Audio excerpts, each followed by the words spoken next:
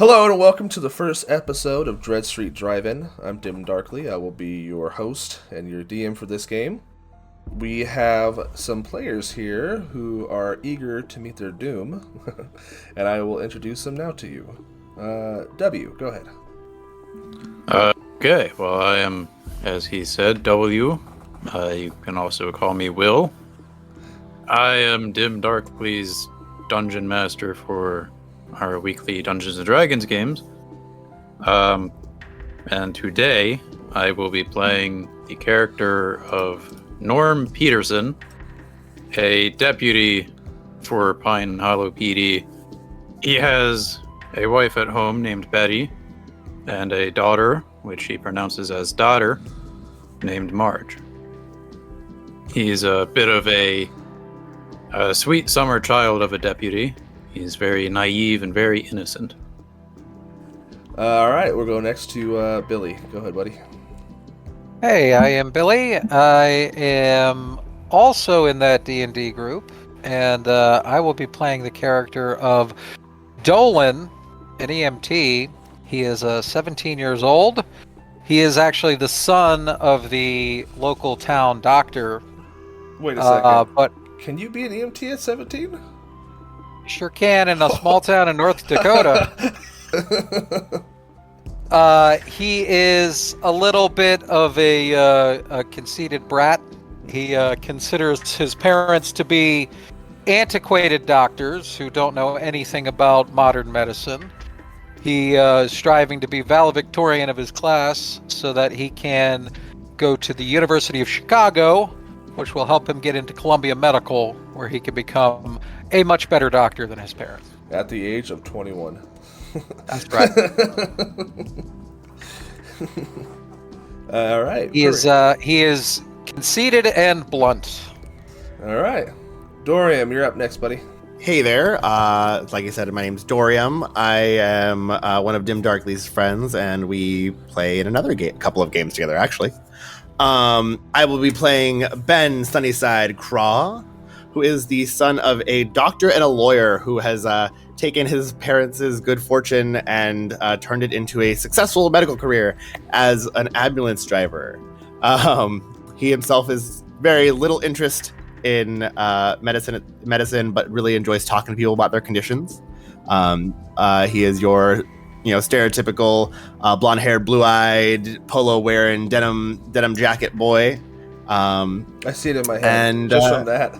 And we're gonna see how things go. It should be a good time. And all right, Andrew. Last but not least, Andrew. Go ahead, buddy. Hey, I am Andrew. I have met Eddie playing Crucible of Fate, where we play lots of different games together. Speaking of which, I will be playing Stevie Coltrane Coleman. I am a very, very stereotypical Midwestern white guy in his late 30s. I'm about 6'2", 6'3", about a little overweight at a 250, of dark eyes and dark hair cut into a very punchable white man do. Short hair with little bangs and very irritating look about his face. He is a very cowboyish type of guy, lots of flannel and blue jeans, and his off-duty look, but he is a firefighter for Pine Hollow.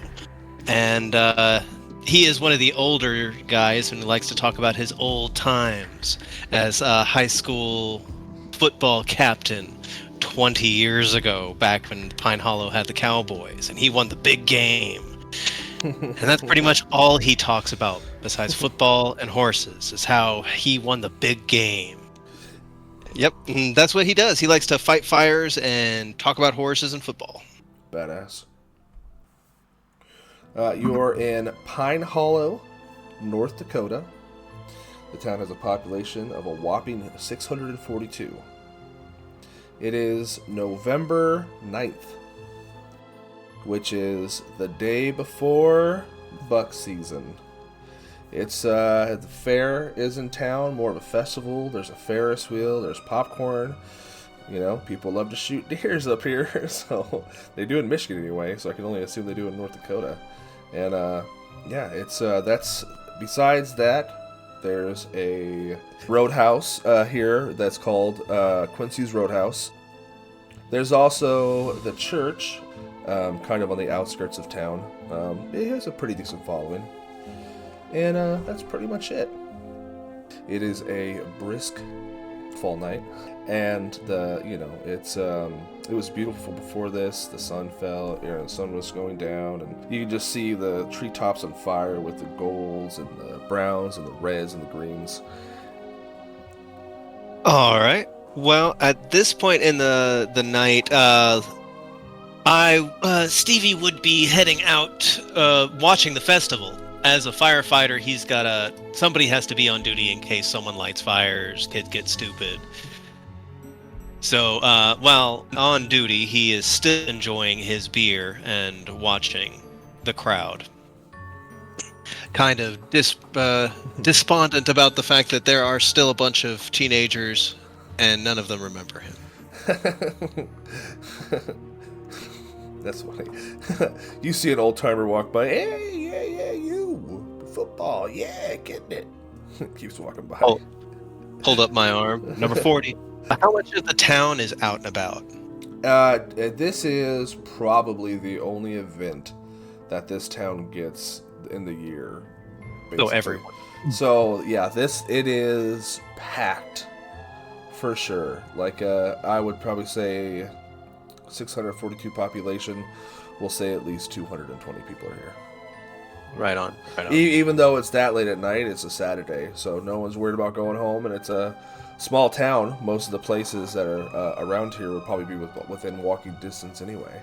So the parents have a reason to get some cheap beers and entertain their kids until they pass out.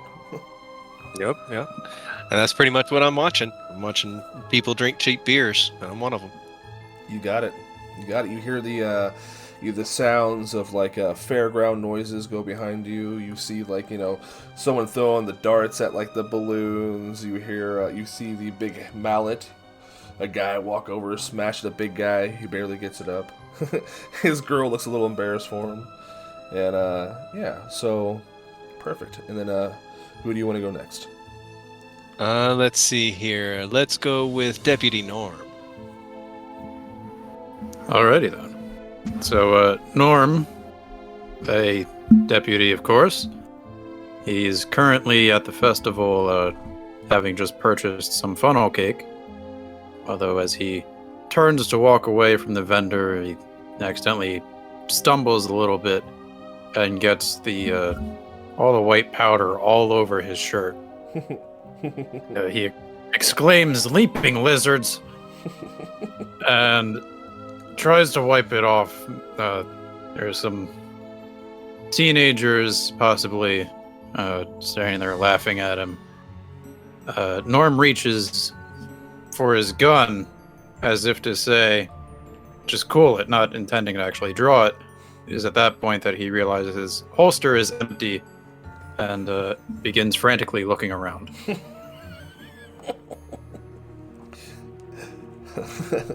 One of the kids walks over. Looks like he's about to put his hand on your gun. You left it on the counter. You somehow exchanged it for the donut. I look at him. I say, "Have you seen a sidearm?" His eyes you don't see a sidearm around here. His eyes dart to the gun on the table where his hand is like hovering over and back to you. No? Shoot. I need to find my sidearm. Yeah, he slowly grabs it. You hear like the metal scraping on the table. I then realize it, and I slam my hand down on it. I look at him, and I slowly, at least attempt to pull it toward me. Nice. I will say this kid, he knows you're a cop. He'll let it go, but he just runs off with his friends laughing. They all kind of, point and laugh a little bit at your expense, but they all run off. I shout at them, "That's not funny." Don't. All right, who do you want to have go? Who do you want to have go next? Let's go with Ben. And Will, you see, that's why the city has its name. And out in the corner, outside of the festival, you'll see Sunnyside Craw, Mr. Ben, is sitting there with his partner, one of the other paramedics, who is. They're basically all sitting here lined up around the outside of the festival, getting real excited because this is the biggest night of where everyone's out, which means this is the night where the most accidents happen. So they're all ready, getting cheered up, getting pumped up to take some people to the hospital when people do dumb shit. Nevertheless, Ben is here, kind of just talking the ears off to the newest person he's working with, telling them a little bit about the history of the town, some of the big, that's probably scary me. stories. Yeah, perfect, I'm sitting there talking to Mr. Dolan, Mr. O'Hara. Yeah, that's why the city's got its name. It's been a very interesting history we got here, and honestly, I think there's some mysteries involved that we haven't quite discovered yet. Yeah, mysteries like how anybody actually lives here. Well, it's not about who lives here. It's about who's still here that doesn't live here. What does that mean? Oh, don't worry. All right, so Dolan is reading a medical textbook, and he'll just look away from old Ben Sunnyside and dive back into that. Kids run by with sparklers, and they're waving them through the air, making awesome images. At which point I will start paying attention, making sure that they're not getting too close to anything. You got it. So a call comes forth that said that there was a breaking and entering on 430 Willow Avenue, and a young girl, Stephanie Myers, is presumed missing, and we need all hands on deck. So Norm, with a new plate of funnel cake, is trying to balance it in his hand while reaching for his radio. As he finally grabs the radio, he drops the second plate all over the ground. He exclaims, "Egad!" and, very frustrated, grabs his radio and says, "This is Peterson. I'm on it." Yeah, so hearing that, I think Dolan will get pretty excited and look over at Sunnyside and say, "Break-in? That somebody could be hurt, right?" Well, yeah, and I bet you it's somebody who's got real excited about the festival and went over to somebody else's house, stole some from. It happens a lot here in town. But don't worry, people don't usually get hurt, but we should go check it out anyway. But they could be hurt, right? Yeah, they could be hurt. Yeah. Here, let's get let's get on our way. Perfect. All right, yeah, Dolan will hop in the back. And... You gonna go all out, or you guys just kind of... Wee woo, motherfuckers! Wee woo! You are hitting lights and sirens? It's actually a small town. They couldn't afford the U, so it just goes wee wee wee wee. From outside, so the window gets rolled down, and Mr. Ben goes, when he goes wee, he yells out, "Woo!" Awesome. The houses look a little suburban as they kind of look close to each other, as far as looks wise, but they are far enough away where, you have a little bit of yard and a little bit of room. You have a lot of farmers. You're going through some farm roads, and you end up coming to this unassuming house that is associated with a farm. It is the Myers farmhouse, and it is on the outskirts of town. Harvest has already happened, so there is just a field of nothing behind the house, and it's very beautiful. No street lights, stars in the sky. And the first to arrive, probably because I will just say that Deputy Norm, you arrive first. Are the lights on at this moment? They are, and you observe that the front door seems to be kicked in. Okay. I would like to very cautiously approach the door, freezing in place once I see that it is open a little bit. Okay. And with my voice cracking, I'm going to say, "Hello?" I would love love a charm check from you. And I've got a 5. Okay. You hear rustling starting to come towards you, and you hear, who is it? It's the police, sir. Is everything okay? Yes, please come in. Our daughter's been taken. Take a very deep breath, and I slowly enter. Okay. There was obviously some sort of commotion or something. There are chairs knocked over. There's a broken vase on the ground. There are a few pictures on the walls of family that have been knocked off. This is a very small country home, wide living area, kind of one story. And yeah, they look at you pleadingly and say, "Oh my God, you have to help us! My daughter's missing." What's your daughter's name? Stephanie Myers. Like the author. What?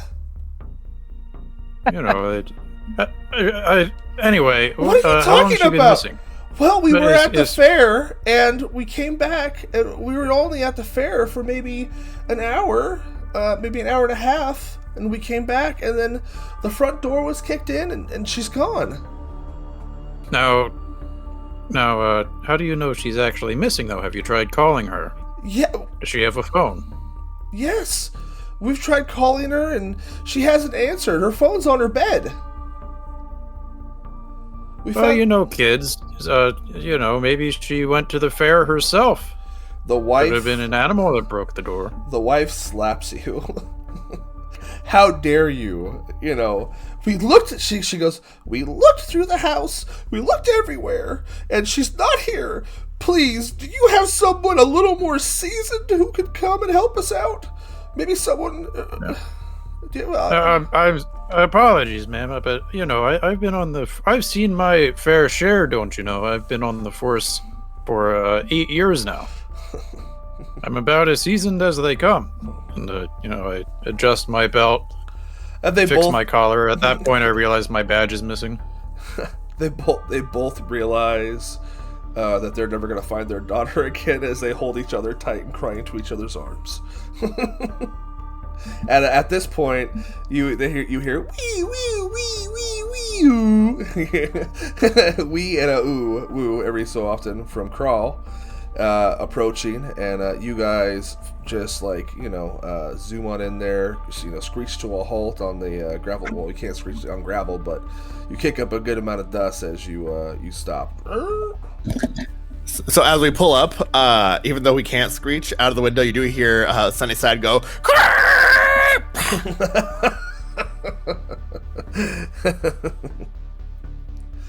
Well, Dolan, we made it. Don't worry, Mr. I'm Craw. pretty sure. I know exactly what to do. They covered this extensively in the manual. Step 1, look for people with visual injuries. Do you see How are you supposed anybody? to know if someone's blind? Well, that's a good point. I suppose they're talking about a different kind of injury. Like if someone's bleeding. Well, oh, you mean visible injuries? Yeah, You know, the visible definition of injury. visible and visual came different about a couple years ago, but Oh. I can understand your confusion. Well, I am reading a textbook that was published in 1998. I'm afraid it's the most recent one that I can find at the local hospital. It's so outdated there. All right, step 2, if there are no visible injuries on Visible? anyone. That's right, visible. I got to get a new textbook. That's ridiculous. We should proceed into the building and assess.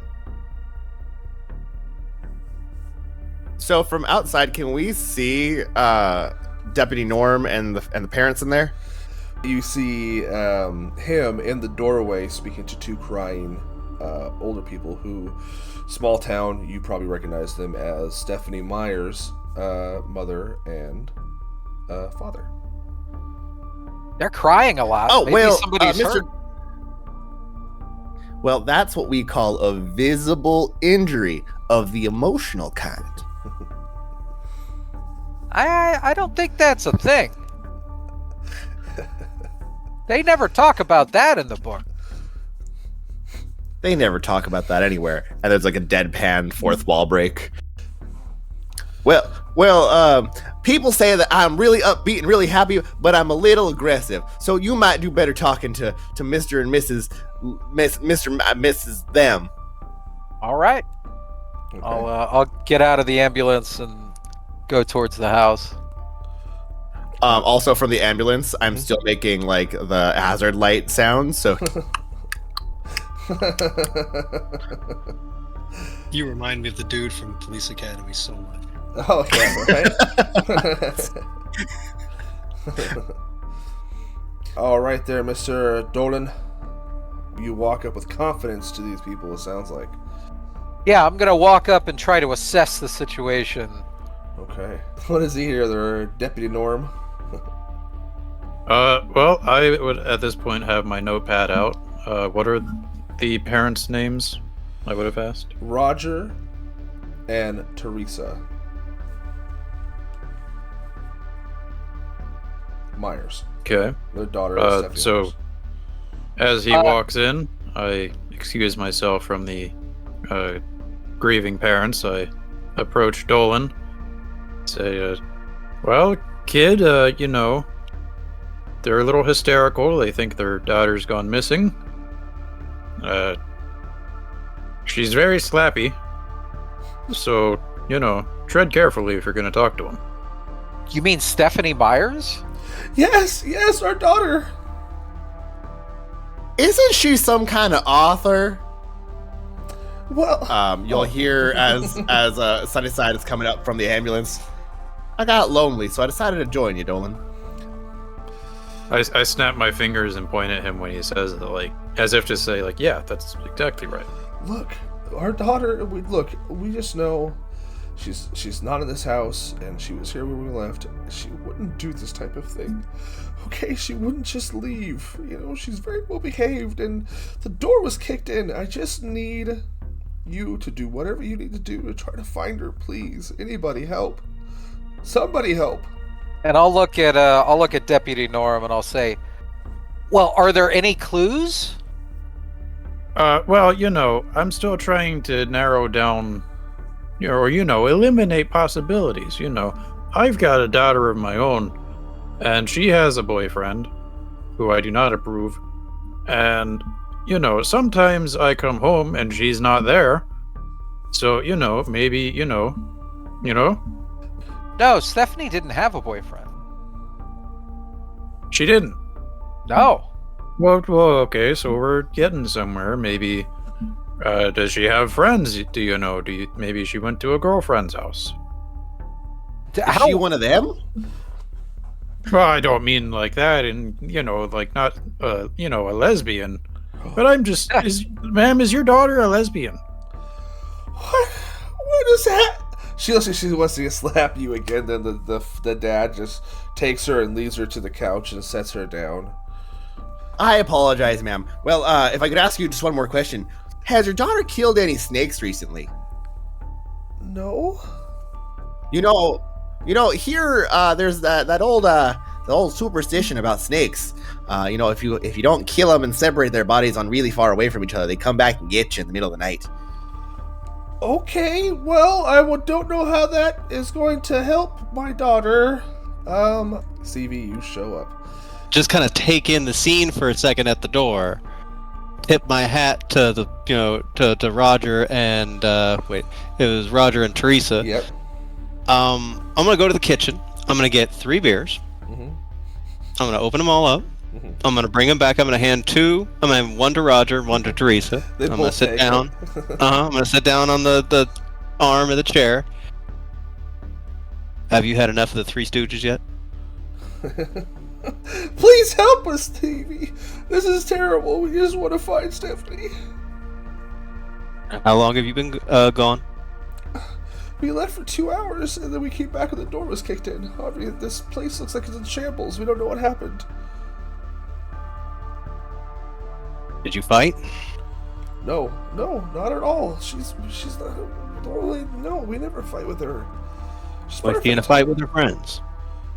Not that she's told us. I mean, her phone's upstairs. Maybe you'll find something on that, but I don't know. I'll look to the deputy. Have you gone and looked at the phone? Norm is currently writing in his notepad. You hear him mumble, "Not a lesbian." And Shake his head. Three Stooges. Show me the room. Let's just drink his beer. Come on, you might learn something, you knuckleheads. He'll actually go and inspect the door. The door to her room. Yeah. As Mhm. on the way to her bedroom, under his breath, Sunnyside's gonna be going. Wee woo, wee woo, wee. So yeah, you get to the door. It's open. You look around the frame of the door. You look at the door itself. You see no damage. You see inside. You see a typical young girl's room. You see posters of relevant bands. You see textbooks and things like that on the corners. You see a little vanity mirror with a desk where she could sit down. You see a closet that is an open closet with clothes in it. You see her bed with a white, white and black sheets, and you see her phone on it. And what I'd like you to do is I'd like you to describe to me what skill you're going to use to search this room. And how you're going to use that skill. Gotcha. Well, let's see. Okay. Well, I am a firefighter, so I'm looking for I'm just basically sweeping the room. Mm-hmm. I'm not a cop, so I don't really know how to search for clues, but I'll check the windows to make sure that, someone didn't sneak out, making sure there's no other ways in or out of here, make sure that the parents said that this place was in a shambles. There's no shambles. Well, downstairs is in shambles. Okay, but not up here. Yeah, I'm sorry. So it is all downstairs, but this is all relegated to the shambling part. Is all relegated to the living room, the entryway, and that's it. Okay. Mostly, I'm looking for a way that the kid could have snuck out. Gotcha. So you walk in and you look around, and I mean there is a single window that is a single-story home that somebody could go in or out of, but the window itself right now is closed. Is it locked? You walk up to it and it is locked. Okay. Any other signs of disturbance? Like they pack a bag, stuff look like, rifled through? Nope, nothing like that. So Dolan will come in and go to the bed. There's a phone on the bed. Uh-huh. Dolan's going to pick it up and try to see if he can figure out how to unlock it and look at it. Okay.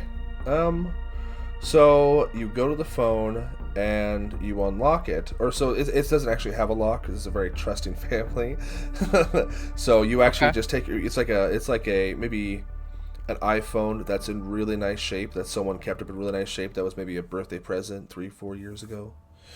Okay. And you swipe up, and the first thing you see is a picture of a man in a black robe in the woods. Oh. And This is like a picture from the camera's phone? like she was looking at, Or like a picture at on a web page online? a picture on the camera on her phone. Like she was looking at Okay. this before she put her phone down. Can I check to try to see what the date and time of the picture was? Sure. You click on a few buttons to try to, I don't know, settings, things like that. Yeah, try to And, get the date on it. It was today, early in the morning, 11:19. Well, not too early. We'll say 11:19 a.m. Okay, is this picture? You said it's of a man in a black robe. It's of a man with a black long robe. He has his head is hooded. You cannot see who it is. The hood droops over the front, so it is kind of low hanging. and then you see that, and then he has the long hood that droops over the front of his head. You can tell it's in the woods because you see that it was taken from kind of far away, and you see that there are, trees in the picture. Would I be able to look over the picture and maybe find any recognition out of what we're seeing here? All right, let's first roll of the game, and it happens to coincidentally happens to be my best stat. Perfect. So you are looking at this, and you're like, there's something weird here. What is going on? And then you look, you just get this feeling. You just see this thing out of the corner of your eye. You see like a black mark, like that is just peeking outside of, because you're focusing down, you're standing over him, you're looking down, and you're just like aware of supernatural stuff. You're like taking in the whole room, the picture, and as you look down, you see like this weird kind of black mark, almost like a burn mark that you see that just almost like has like a tentacle that's like almost slithering from underneath your bed. See, I told you it was going to be one of them snakes. You see right there, that tentacle? What does the mark look like? Do you want to go down and inspect it? Dolan will happily get down on his hands and knees and look under the bed to see what that is. So you get underneath the bed, and it's like the sheets that kind of go down that almost hit the floor, and you lift it up, and you see it. First off, you smell like a burning. You smell like wood burning. Like it is now that you're down here, you can smell that for sure. And you also pick up stuff you don't necessarily know what it is, but it kind of tickles your nostrils and kind of makes it. You're not sure exactly what it is, but it doesn't smell great. You look underneath there, and it's pure darkness, but you can make out something on the ground. You don't know exactly what it is, but it is flat against it. It's not like a creature ready to grab you or something. I will step back and watch them start looking under the bed. And I'll say, what is that smell? Do you guys know what that smell is? Why don't you move? Yeah, Dolan will get up and get out of the way. How big is the bed? It is like a queen. It's a queen size bed. It has a metal post, but if you wanted to try to move it out of the way, I'm sure you can drag it across the floor. I'll pick up one end and have someone else pick up the other, and we'll move it out of the way so they could see what's underneath. Okay, I'll have you make the brawn roll then for me. That old football injury, the knee, my friend, it just started acting up on you. As soon as you bent it to pick that up, that little extra weight, you tweaked it. Oh, I'll start hobbling off to the side. Norm, get that. Ow, ow, yeah. ow. I walk in at this point, having concluded my interview with the parents, and I see him kind of drop his end of the bed, and I see everyone else attempting to lift the bed, and I come in and say, Now what the heck are you fellas doing? This poor woman's lesbian daughter is missing, and you're in here rearranging furniture. There's something weird on the floor. Is it the missing daughter? Well, I don't know. We have to move the bed to find out. And Norm sighs pretty deeply. He's like, all right. Lift it up easily. You take a few steps to the left, and you reveal a perfect circle of intertwined snakes. It is difficult to tell where the heads and the tails end, and they look very realistic, almost like there's like they have scales. And this image is about, I'd say, almost the size of the bed. And you see it, and as you look at it, you see that this would be perfectly aligned where someone would be sleeping. See, I told you. What did I say? I told you there was gonna be them snakes. And you will notice that Ben actively backs up toward the far end of the room, not wanting to be near the snake circle. Can I roll brains perhaps to see if I can tell if these are real snakes or not? Sure. I would like you all to roll me a grit roll first. Everybody? Sure. Everybody. All right. I like grit.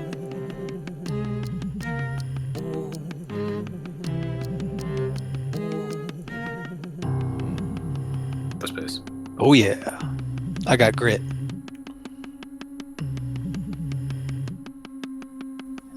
I got grit. It's multiplying. I don't. Okay. Yeah, my grit's not great. So Dolan, or so let's see. Let's just start with this first.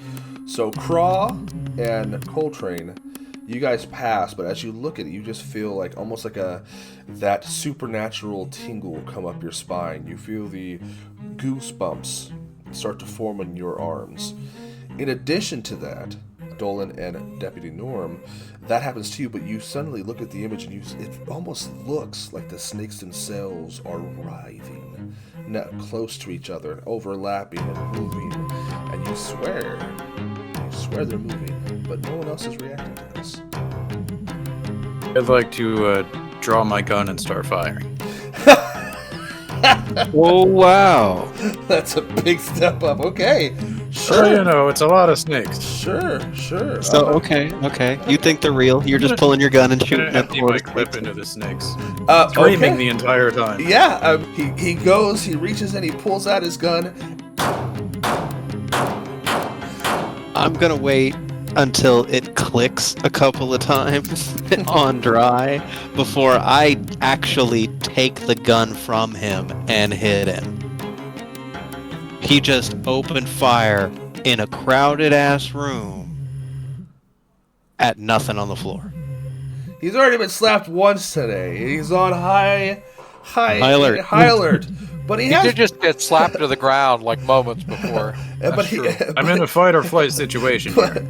Yep. But he also has proven that his awareness of his gun might be just a little lacking. So we'll say you're able to smack the empty gun down, and it just clatters, on the bed next to you guys. But he ducks your punch.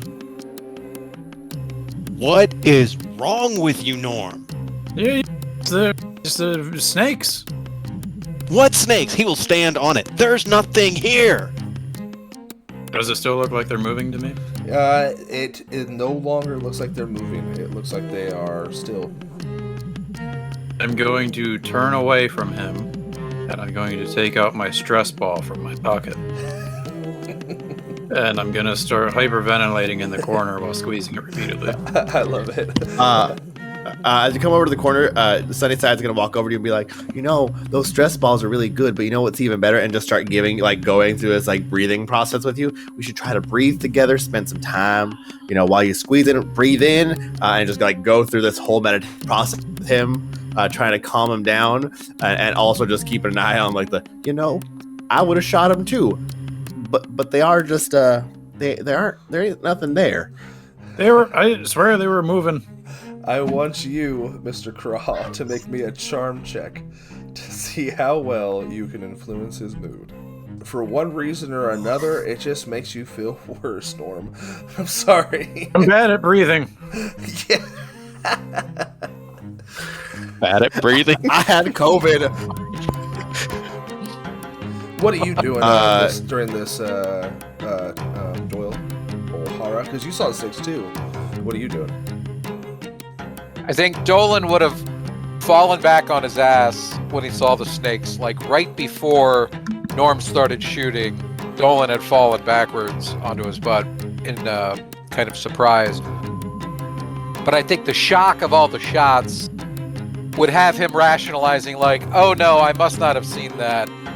It's just all the adrenaline from the shots are distorting my memory of what happened. Clearly the snakes aren't moving. And he would just push it to the side and not think about it.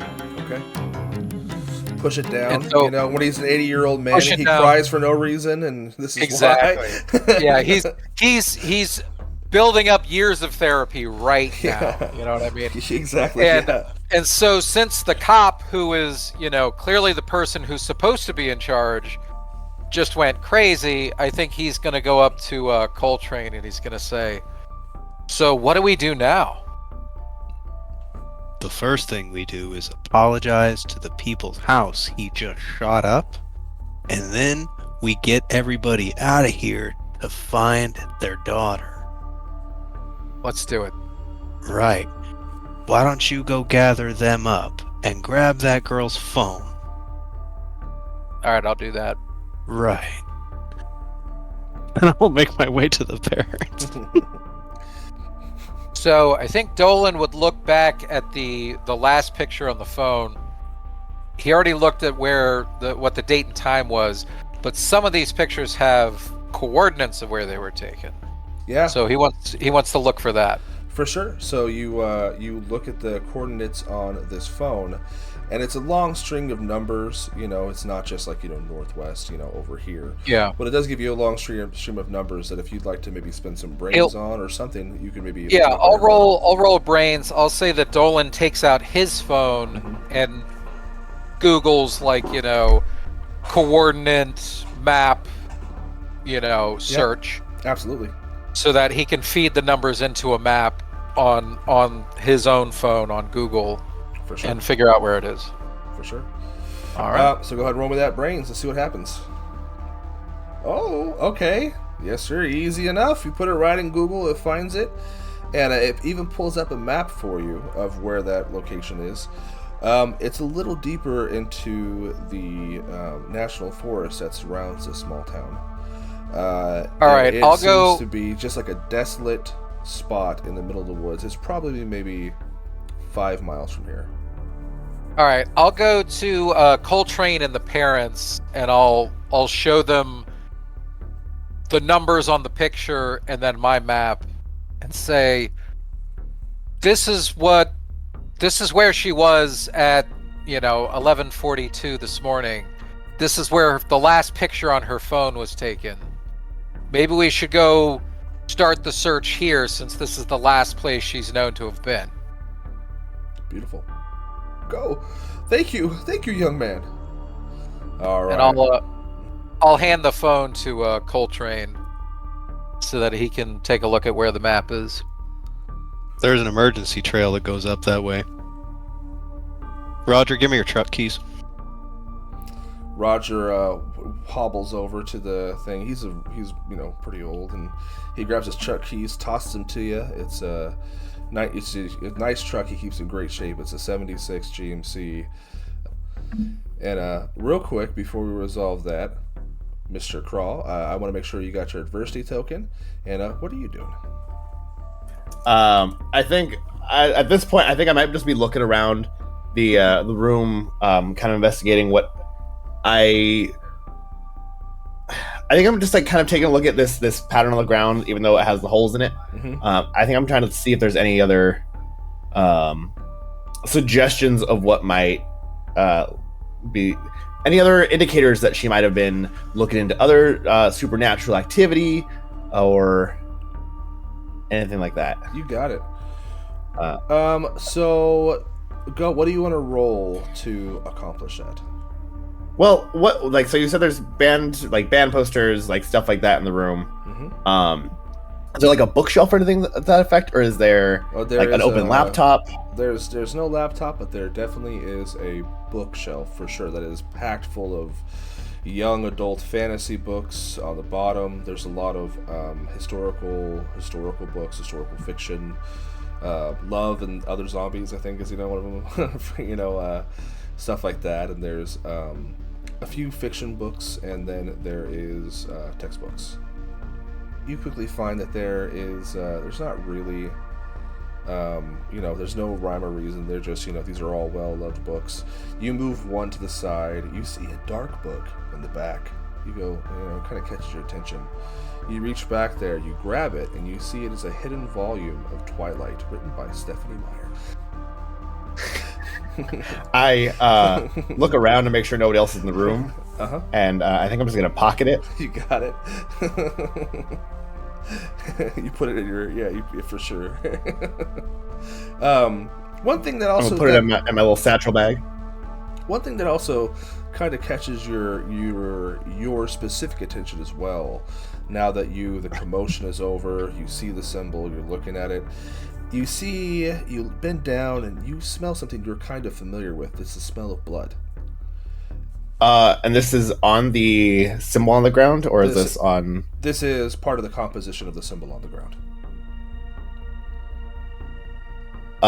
Mr. Dolan, Mr. O'Hara, would you mind maybe grabbing one of those vials from the ambulance? I think we found something we might want to look at. All right, I'll run to the ambulance and grab that for him and bring it back. Sure, absolutely.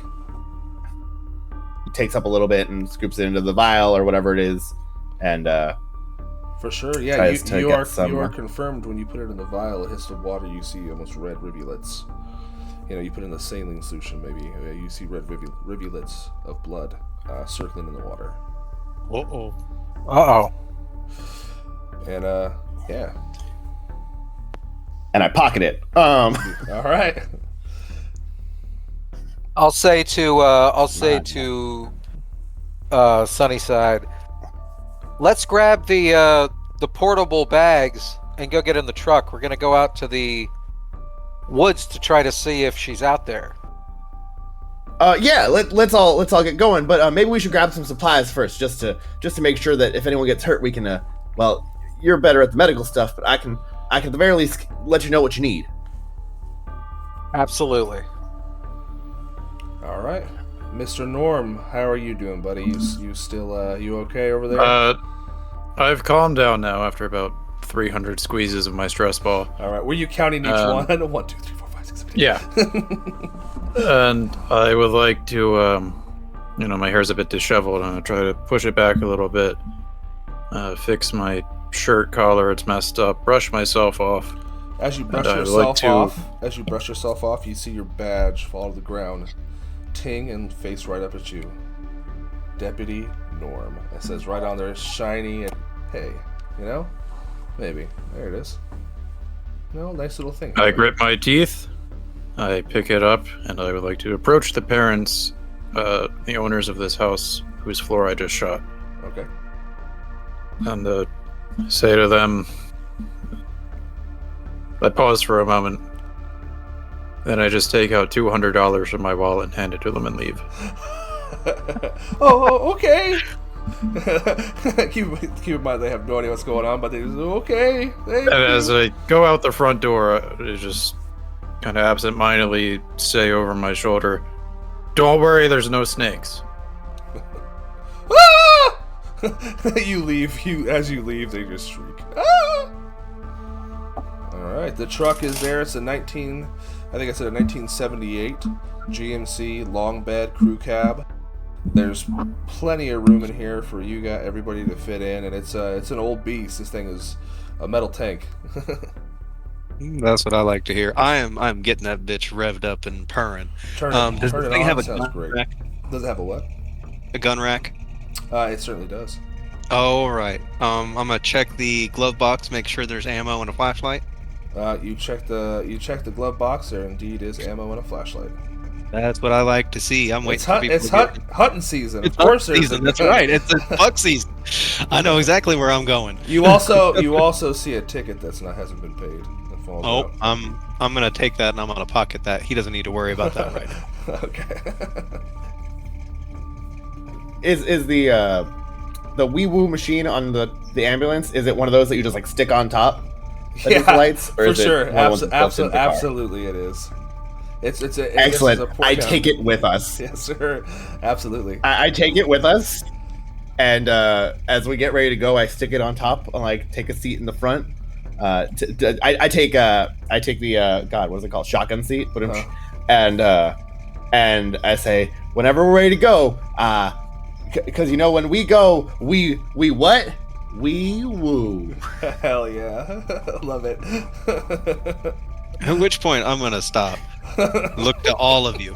First, I'm gonna look to you, Sonny boy. If someone took the girl, you don't wanna wee woo all the way through the forest. They'll see and hear you. Take it down. But maybe if she hears it, she'll be able to come out for it. She'll be able to notify where there's help. Have you thought about that, Mr. What is it, Mr. Cole Train? What kind of name is Cole anyway? A winner's name. I love it. That's what I thought, boy. Don't light the siren. And you, Deputy Fuckball. I was just about to say, Norm's siren starts blaring from his patrol car. I look out the window. I'll follow you. Right. I'm gonna run for sheriff next year. I swear to God. You guys are in this truck, and you are hauling balls down these country roads. It goes from pavement to freestone to like gravel situation, and then it goes to like just these crude, unpaved roads that you have to remove a chain to get through. It's a woodland fire road, emergency road, that kind of situation. And the truck is just bouncing up and down, up and down. When we go off-road, when we go through the chain, I will use Deputy's radio to let the fire marshal, the fire department know that I'm going off-road to search for a missing person. Well, I was following in my own patrol car. Yeah. Coltrane, you're able to grip this wheel. You know these roads like the back of your hand. You know when to avoid those big holes. You know when to get those potholes. You're able to expertly weave around these things. Now, unfortunately for Deputy Norm, he's having a hard time following you. He is getting jostled all over. You swear you might have slipped a disc in your neck. And by the end, when you both stop, the truck, nice and condition is when you got it in. You swear you see your transmission just slide from underneath the truck of your police car as you go to a stop, and you just see steam coming out of the engine compartment. I wait for a second. I assume I'm watching the truck in front of me slowly get further ahead.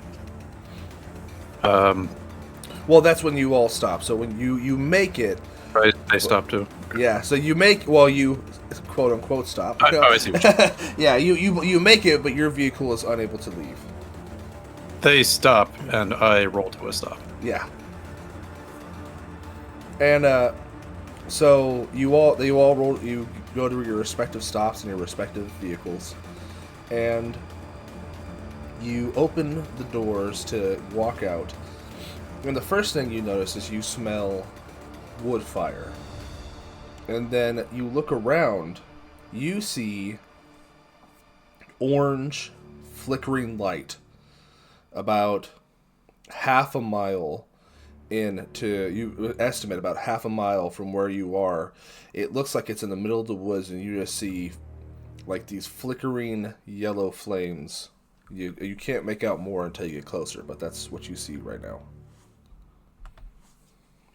Okay, so as a firefighter, I have a couple questions. Does that look like a contained fire? It looks controlled, and it looks big as hell. Oh, shit. All right. Okay. Controlled and big as hell. Gotcha. And about a half mile away. Yes. All right. I'm going to go to the smoking heap that is Deputy Dipshit's car. Did you break the radio too? No, I did not. As I attempt to show him my radio and drop it, it starts swinging in front of my chest. I fumble to catch it. I did not. Can you get a signal out here? I can try. Nothing. Speaking to it, nothing. I hold the part that I speak into up in the air and start moving it around like it's a cell phone with a signal. Sure. For sure, yeah. I will just shake my head. Oh, yeah. Sometimes you gotta fidget with them. 8 years on the force, people. Oh boy. I'm gonna go get the gun and the There's flashlight. a reason this town has a low population. Yep, low population rate. Yep. Yeah. I'm gonna have to go see what that fire is. If you're coming with me, stay close, keep your eye on the floor, and walk slow and careful. I don't want to have to carry two people. Now hold the fort. This is an investigation into a missing person, and as far as I'm concerned, I'm the only deputized one here. I will pause for like 30 seconds, like I'm wondering if he's kidding. I'm not. All right, deputy. Go ahead. Do you have I a think I will. flashlight? I look down, and it is not there, so I return to the car and I grab it from there.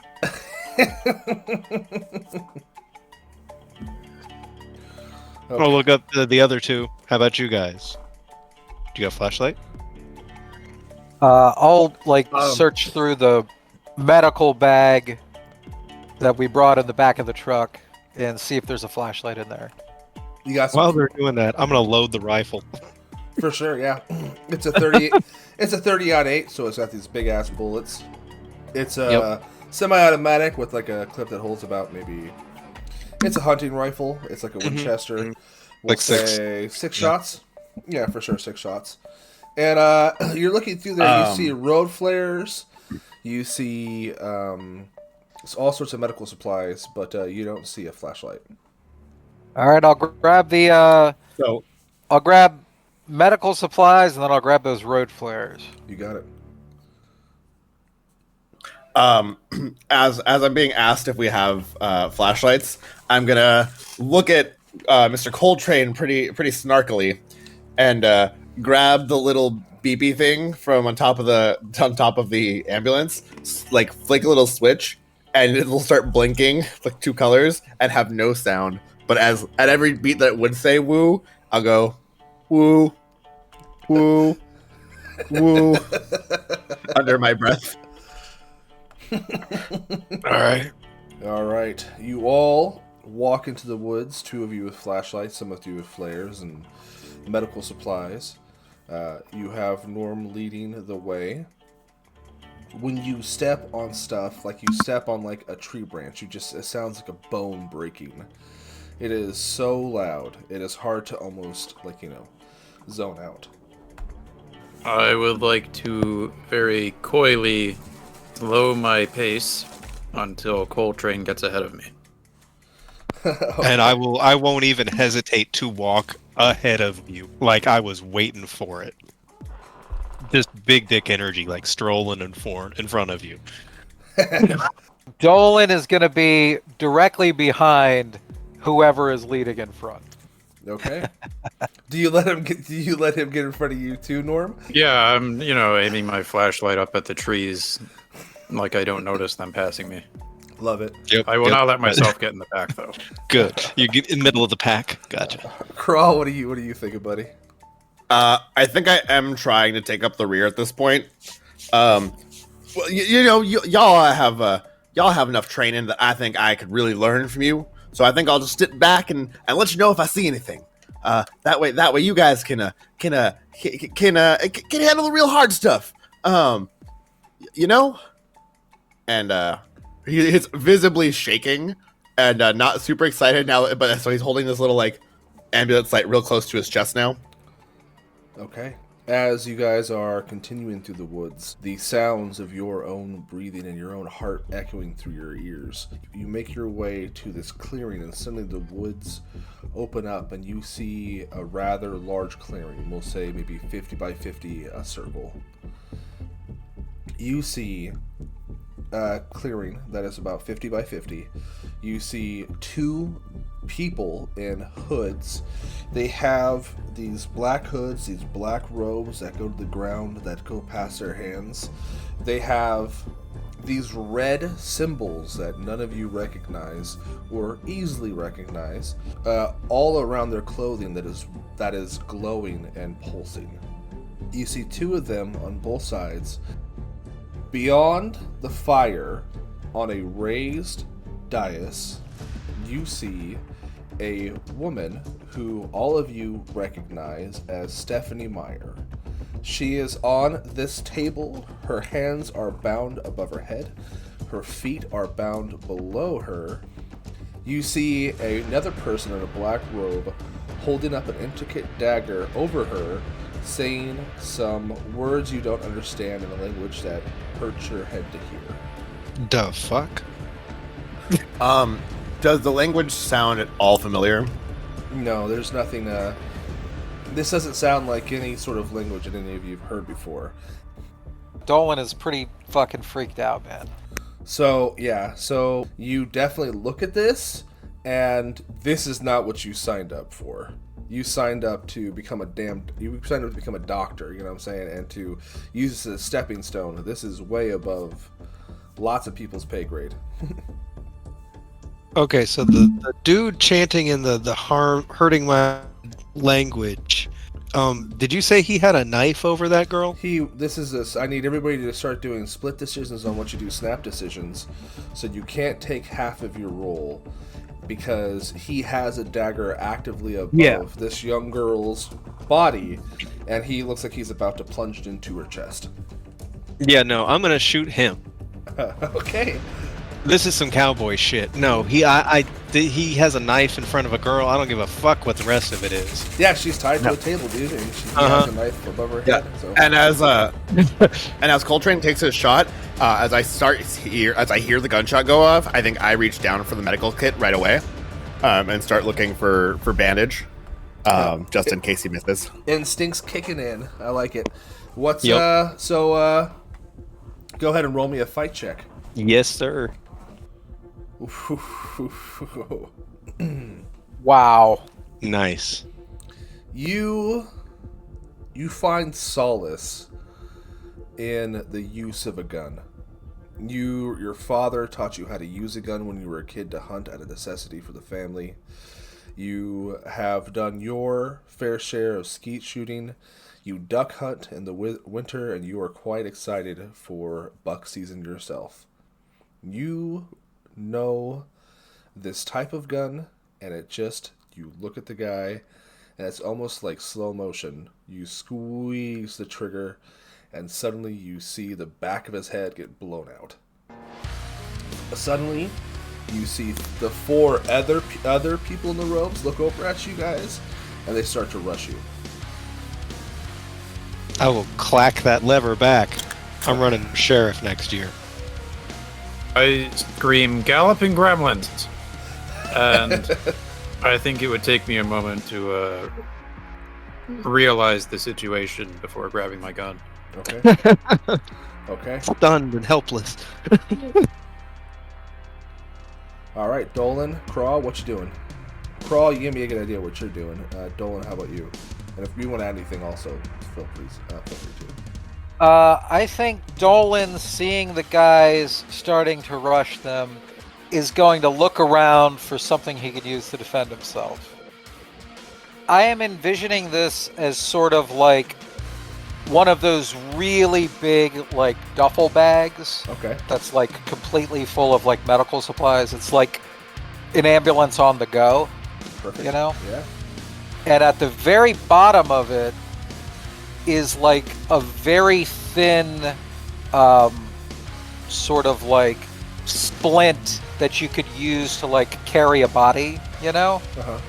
And I'm going to say that one of the sides of that, they have like metal rods to keep the tension. And I'm going to slide that out of the fabric of that, so that I have like a little metal rod. 110%. That sounds good to me. So. All right. I'm going to get ready to brain one of these guys if they attack. Okay. So Nice. they are definitely going to attack. Crawl, do you just want to be at the ready with the bag, or did you have something in addition you want to do? I think I want to find. For now, I think I'm gonna get bandage and just scissors. But good to know the scalpel. And I am gonna go ahead and just head up out that way and begin I'm gonna head up that way and start inspecting how oh god, what's her name? Stephanie Myers is doing. So you're gonna sneak around the fort. So you're gonna try to. I'm gonna avoid the interaction and just make my way to where Stephanie is and just inspect injuries and start trying to treat some of the immediate wounds if there are any. Sounds good. So you kind of sneak out the back and try to go to check out what's going on. So there's 4 of them. So the way this is going to work, they're not able to get Ben, because he kind of bumps out the back. But that's going to leave 2 for you, Coltrane, and 1 for you, Dolan, and 1 for you, Deputy Norm. So, you have 2 coming at you, Coltrane. These people in dark robes, they're about your same height. They have these glowing red symbols on them, and they brandish daggers, intricate daggers, and they both try to attack you. How would you like to avoid damaging or damaging them back? Well, I do this shit like I'm a straight out cowboy. I'm gonna hit one of them with the butt of my rifle, and then I'm gonna try and dodge the other one. You We're got it. gonna see how well that does, because I am heroic and tough. Okay. I'm here. All right, give me some rolls and see what happens. So, okay. Now, go ahead and roll your flight, though, to dodge this attack.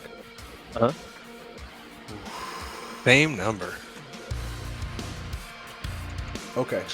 So, you go to smash the first one, and he catches the rifle in his hand, and he ends up slicing your arm through an awkward move. He ends up getting the side of your arm, and it's bleeding, and the other one comes over and goes to stab you, and as he goes to stab you, you try to dodge out of the way, but man, you forgot about your trick knee, and unfortunately he lands it deep in your shoulder. Gotcha. All right. Deputy Norm, what you doing to avoid or attack these guys? There's one guy coming toward me, correct? Yes, correct. I will put one hand up, as if to say stop. My other hand is on my holstered gun. And I say, sir, I'm going to have to ask you to drop the knife. And when I see that he doesn't, I'm going to run. Not like run into the forest, but run back to avoid him. And in the process, hopefully unintentionally, but also intentionally, bump into one of the 2 guys that Coltrane is fighting with the possibility of knocking them over. Hell yeah, all right. Love it. You go to run away, and you stumble over your own feet, and you fall, and you hit your head against a tree, taking 1 point of damage. Okay. And it's just a big, you hit your head, and you put your hand to your head, and there's a little bit of blood coming out of your forehead from a small cut. All right, Dolan, how about you, buddy? All right, so I think Dolan is going to try to stay calm and think about what the best thing to do in this situation will be, and try to hit this guy that's coming at him with this like metal rod that he has. Okay. And I don't know if it'll work or not. You want to do a fight check? Yeah. Okay. Okay. So, do you? I will say this: if you have no more adversity tokens, right? I do not. I already spent them to get Okay. this piece of metal. Okay. Yeah, and there's varying levels of success. So you did succeed. This was not a fail. I guess the question is, does the piece of metal give me a bonus to Yeah. this roll? Yeah. That's what I'm going to count it. I'm going to count it. Okay. as Okay. well. Cool. So you go and coming at you. You're able to move out of the way of their slice, and you're able to hit them on the shoulder, and they stumble to the ground, and they seem to be unconscious. Okay. And I'm gonna step forward and kind of kick the knife away from his unconscious body, because I've seen police in movies and TV shows do that when people have guns. For sure. All right, Crawl. Ben, what you doing, my friend?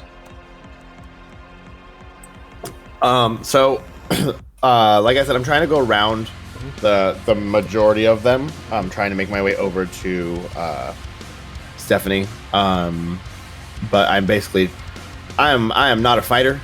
I am trying to make my way over to the girl who is seemingly being blood sacrificed. For sure, yeah. So you're able to make your way around the commotion that's going on around you. You're able to use that to your advantage because they're all focused on each other. You circumvent the fire, so you go around a long way, and There's a small staircase up to where she is on this kind of raised dais table situation, with her hands bound above her head and her feet, her feet bound. And you hear the man who was on the ground suddenly say with a familiar voice, "No! Don't touch her!" And you look and you see Father McGee on the ground with his hood. This is the one that Dolan knocked down. You see him on the ground, hood pulled back. He is a pudgy man. He has the kind of bald thing, where it's like a circle on your head, and you have the hair on the sides, almost Homer Simpsoning up, and red hair. And he says, "No, don't touch her." He says it in that way. With all due respect, Father McGee, you aren't really in a situation to be bossing me around. But I'll see you on Sunday. And I'm gonna go and inspect any wounds that she might have. If there was somebody up here who had a dagger previously, am I correct? Or a knife? They were shot in the head and they fell back. If you look, as you stand on this narrow walkway to the secretary, you look behind you and you see the crumpled dead body of a woman with longer hair who's very plain-faced, and she's just laying there dead on the ground, eyes wide. Well, ma'am, I'm real sorry. I don't have something that'll fix the hole in your head, but I'm gonna take this and I'm gonna use it, and I'm gonna grab her knife. Okay. But I am still gonna go ahead and inspect Stephanie. I just wanna. He's like, I don't really. I'm not a fighter, but if somebody needs a good stabbing, I'm sure I can figure it out. But how is she looking at this point? So you go to reach down for the knife. Suddenly you see the hand grab your wrist. And despite half of her head being completely gone, from the back to the floor, her eyes look at you dead and say, "Kill the girl." And you know what a dead person looks like, unfortunately. You see that she's dead. Well, like I said, sorry, ma'am. I guess you knew more about medicine than I did here. But I'm gonna yoink the knife. Yep. And I'm just gonna toe push her away, like a little bit, like the hand away from me. Sure. Yeah, as you push it away, you hear a scream of the Stephanie on the thing, and she starts to writhe and she starts to move, and she screams like a blood-curdling, like gurgled on blood, like bloody scream that just pierces the air, and all of you, feel like all of you are drawn to her. I'd like to shove the bandage roll in her mouth. Okay. So you go and you go over her. So what you see is you see her there, and you see these black veins begin to just weave themselves around her arm. You see pustules begin to explode on her skin. You see blood begin to trickle, as it seems like she is going through every medical disease, every medical problem, everything that you can possibly think of in just a matter of moments, and suddenly she stops moving. You see McGee get up, because you're all distracted by the scream.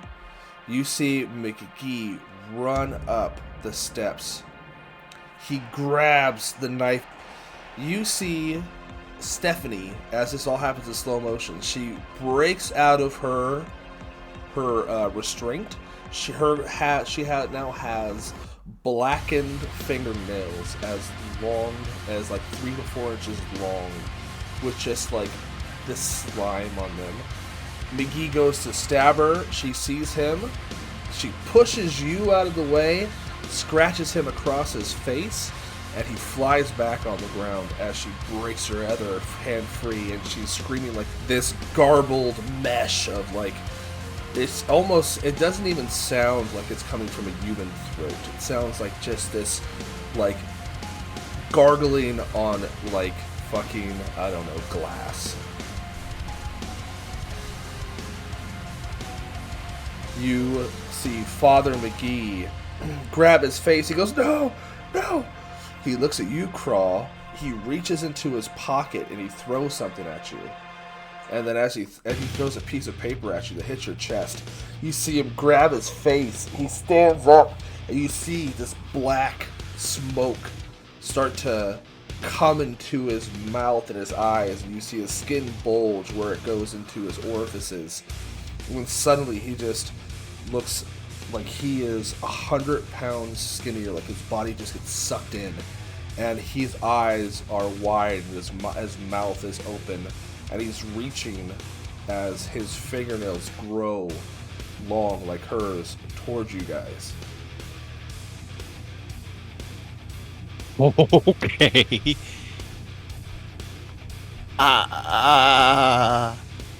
Oops. I think Dolan would run. I think Dolan's literally just going to run away.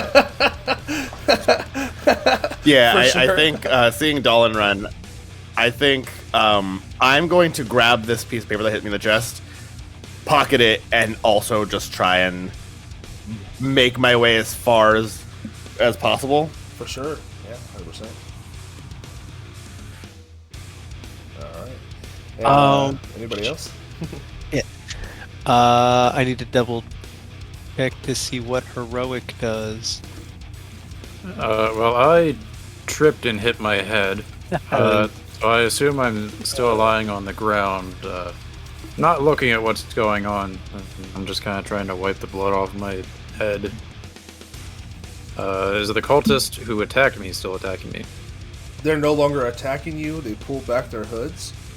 You see two older men with clergy collars on their necks, looking at the situation in fear and awe. I'm stunned. Like, this was not the day that I expected. Wolf.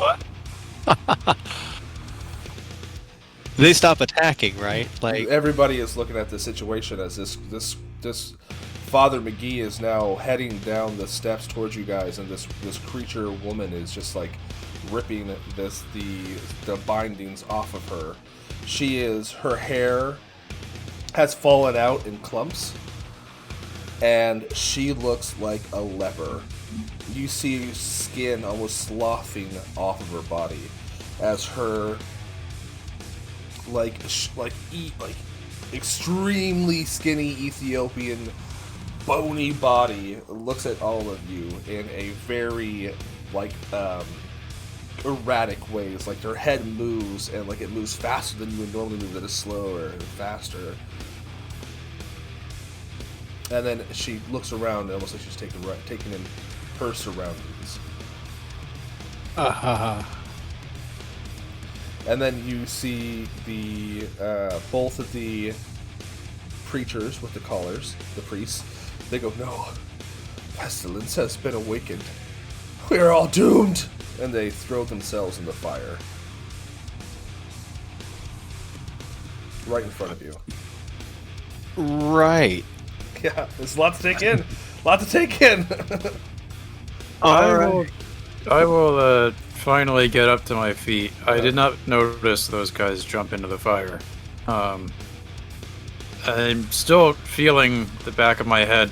Every time I pull my hand back in front of myself, it's covered in blood. And I'm gonna kind of stumble down the hill a bit toward this woman. And trying looking at her, squinting, trying to keep the blood out of my eyes. And I'm gonna say, "Ma'am, I'm gonna have to ask you to come with me."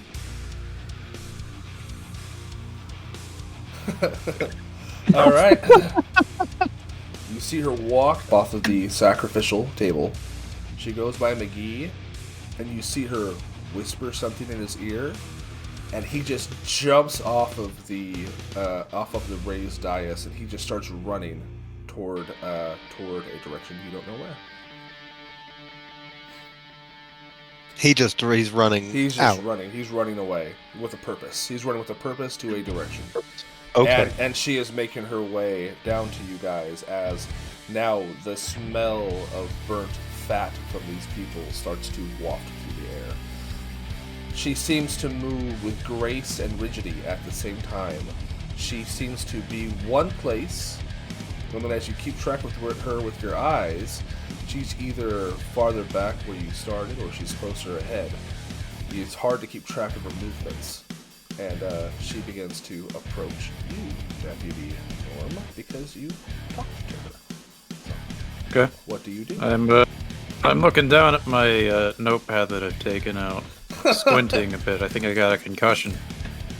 And I'm like, so you're potential lesbian Stephanie Myers. Your mother and father, Roger and Teresa, not in that order. They've been looking for you. She, by this point, her simple white nightgown, is covered in blood and black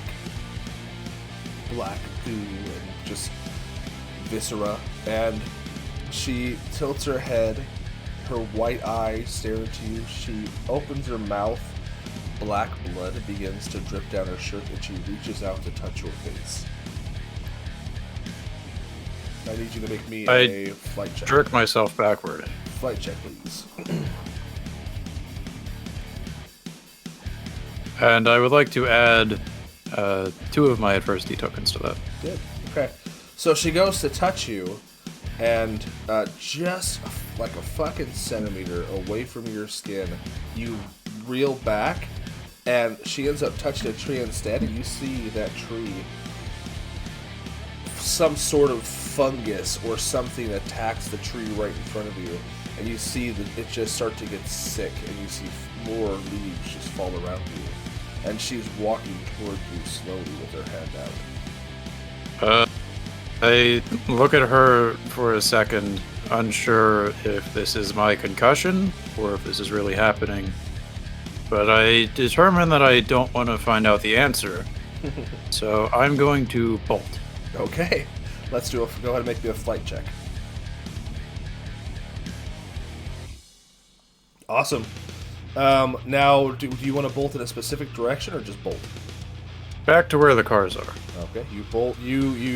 She takes a swipe at you. You duck underneath the swipe, and you just start running your ass off. What about the rest of you? I know, Cross. You said you were running, right? Though. Yeah, I am dipping out as fast as I humanly can. You didn't have anybody around you, so you don't have to make a check specifically. But do you know which direction you are headed? I think I'm actually headed back toward the vehicles as best I can, and as soon as I feel like I am relatively less frazzled, I think I'm gonna open up the note, the piece of paper that I received, and shakily try and read it. Okay. You open up the paper, and it's almost like when you look at it, it's like the words, like, it seems like just blotches, and it's hard to read. It gives you kind of a headache as you look at it. But as you're able to focus on it more and more, you're kind of able to make out some things. One, you see that this is some sort of, because you have a supernatural background about it yourself and you're into this kind of stuff, you see that this is some sort of information on a god of the apocalypse, Pestilence. It is basically saying that as the prophecies foretold, Pestilence shall rise and make way for the other gods of the apocalypse. And it says the only way, it doesn't say the only way, but it says basically that if she is not stopped before sunrise, then the world is doomed. And it has underlined doomed. And as far as right now goes, it is I assume maybe 2 a.m. It is currently 2 a.m., you said? About 2 a.m., yeah. All Yep. right. And my reckless bravery says that I had to wait and make sure that everyone else left this terrifying clusterfuck of whatever before I moved my dumbass. Dolan is right there next to you. What are you doing, Dolan? So yeah, I think I would try to use brains to remember how to get back to the vehicles and just try to run directly there. Give it to me. Right. Do a brains check. Nice. I think I was a Boy Scout. Yeah. You know, Oh, yeah, for I sure. did some. What's that shit called where you go in the woods with the compass? Orienteering. Oh, is yeah. They call Yeah, it. orienteering. He's compassing. definitely done some orienteering. So you do so well, I'll let you arrive to the vehicle first. Okay. Yep. Now that everyone else has left, I'm gonna stare down this thing. First, I'm gonna make a note of which actual direction that priest ran off, because I know these woods. Did he? I'm looking to see if did he go back to town or any particular direction. So I need you to make me, because this is death incarnate staring you in the face.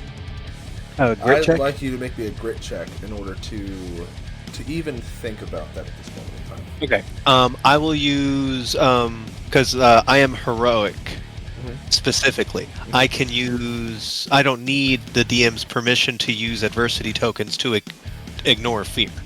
Oh, What will it cost me to ignore that? one adversity token. Okay, I will give you one. Let me mark Okay. that up. Okay.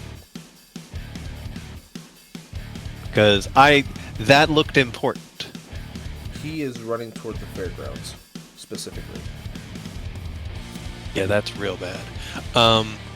Okay, none of this is natural. I'm a good Christian boy, and there are a bunch of church folk out here trying to kill this thing. I'm gonna lean towards the church folk. I'm gonna shoot this thing in the leg Okay. because I want to slow it down. Okay. Make me a fight check. Uh huh. Her movement is jerky, and as she moves, it's kind of hard to keep track of her, so it's going to be a little high, but it's not impossible. Yep. That's what you needed. You see Deputy Norm Bolt. She looks over at you. She sees that you are the only person left. And she pulls out her arms almost lovingly, looking for an embrace, as she almost floats towards you. You look down, you take the bolt, you put it in the gun, you almost hip fire because her hand is about to graze you. You hip fire and you shoot her right in the leg. Boom! Big bullet, the big, caliber bullet blasts through her leg. You see black blood just spraying the back of the local grass and fauna and trees, and everything it touches, you see it almost wither and die and decay. She holds her leg as she looks down at it, and she looks at you begrudgingly as she screams loudly. She then turns into a black mist as she begins to streak through the air like one of the bad guys in Harry Potter, for the same direction that Father McGee was going. At which point, I am turning around and I'm helping. I am making my way to the vehicles. Okay, you were making your way to the vehicle, Dolan. You're there first. What do you want to do? You see, soon as you reach the vehicle, you have this big full moon to your right. As you look up, you see this beautiful full moon. You see this dark streak of screaming energy just go across the moon, as at a speed of, you haven't seen anything move that fast in the air ever, and it is just like a fighter jet going toward the direction of the fairgrounds. All right. I think Dolan is going to get in the truck in the back seat, and he is going to close the door, and he is going to clutch the medical bag to his chest and close his eyes real tight and just sit there and wait. Okay, all right. Next, we will do Crawl. Have I made it back to the the vehicles yet? You just broke the forest line, and you are a little bit in front of the vehicle, but you definitely see it, and you see Dolan sitting in the back seat holding the bag in what you would almost consider a panicked or catatonic state. I think I'm actually going to reach and for the Twilight book that I found in the previous scene, in the previous location in the house, and see if I can't cross-reference any notes from the note, like any keywords from like the book itself, or from the note I received from McGee into the Twilight book. Looking for code in the Stephanie Myers book. You know what? The answer is no, but I want you to roll for it so we can figure out if it's definitely a no. What do you want to roll? Brains? What are you thinking? Brain seems like the role for me. Give it to me. Let's see it. Little do we know, Dim knows Twilight by heart. I do. Pretty good. 14. That's pretty good. I'm actually gonna add 2 more diversity to that, so it will be a Whoa. 16. I mean, that's very good. As you read the book, you're looking through it, right? And you're looking through it, and then suddenly you see your hand stop. You're not doing that. Suddenly it stops at a page, and your hand begins to go over text. It begins to stop like almost like a planchette on a Ouija board on certain words. You don't know what is coming over you, but you feel some sort of almost at ease as it says, sunlight, contain, destroy. Sunlight, contain, destroy. Sunlight, contain, destroy. And then it goes contain, sunlight, destroy. Contain, sunlight, destroy. Followers, destroy. Followers, destroy.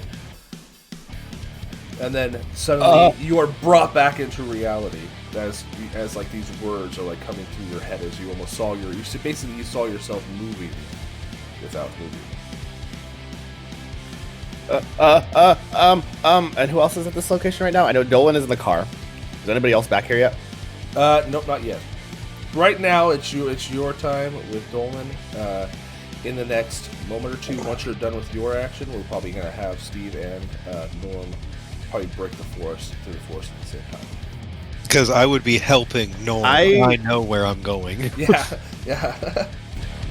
I opened the door. I can't remember if Dolan said which side of the car he was on, but I opened the driver's side door, scoop my way in, start turning the car on, and like flashing the blinkers out for to signal Stevie and Deputy Norm where the vehicle is. Perfect. And so you guys see the lights in the woods that help better guide you. You break the tree line. You see Crawl in the front seat, and you see Dolan in the back with almost like a blank look on his face. And what do you guys do? You both appear almost at the same time as Stevie was kind of helping you, Norm, find your way. As he also has a knife still in his shoulder and a blood. Yeah. and his forearm is still bleeding profusely. Yeah, I'm not doing great, but I'm making my way. I'm holding a hand up in front of my eyes to block the light from the truck, and I stumble over to my police cruiser, where I grab the radio, which is probably stronger than the one that I carry on me, and attempt to call into dispatch. I say, yeah, I've got a 10-15, and I got a headache, I think possibly a concussion, but I could use some backup. As you make that call on the radio, unfortunately, it is still this was actually affected by your vehicle and your roll. This thing has been slammed around. Unfortunately, it's not functional. I try multiple channels regardless. Okay. I will go and walk and stand at the driver's side door of the truck. Okay. And I will simply look at Sonny Boy.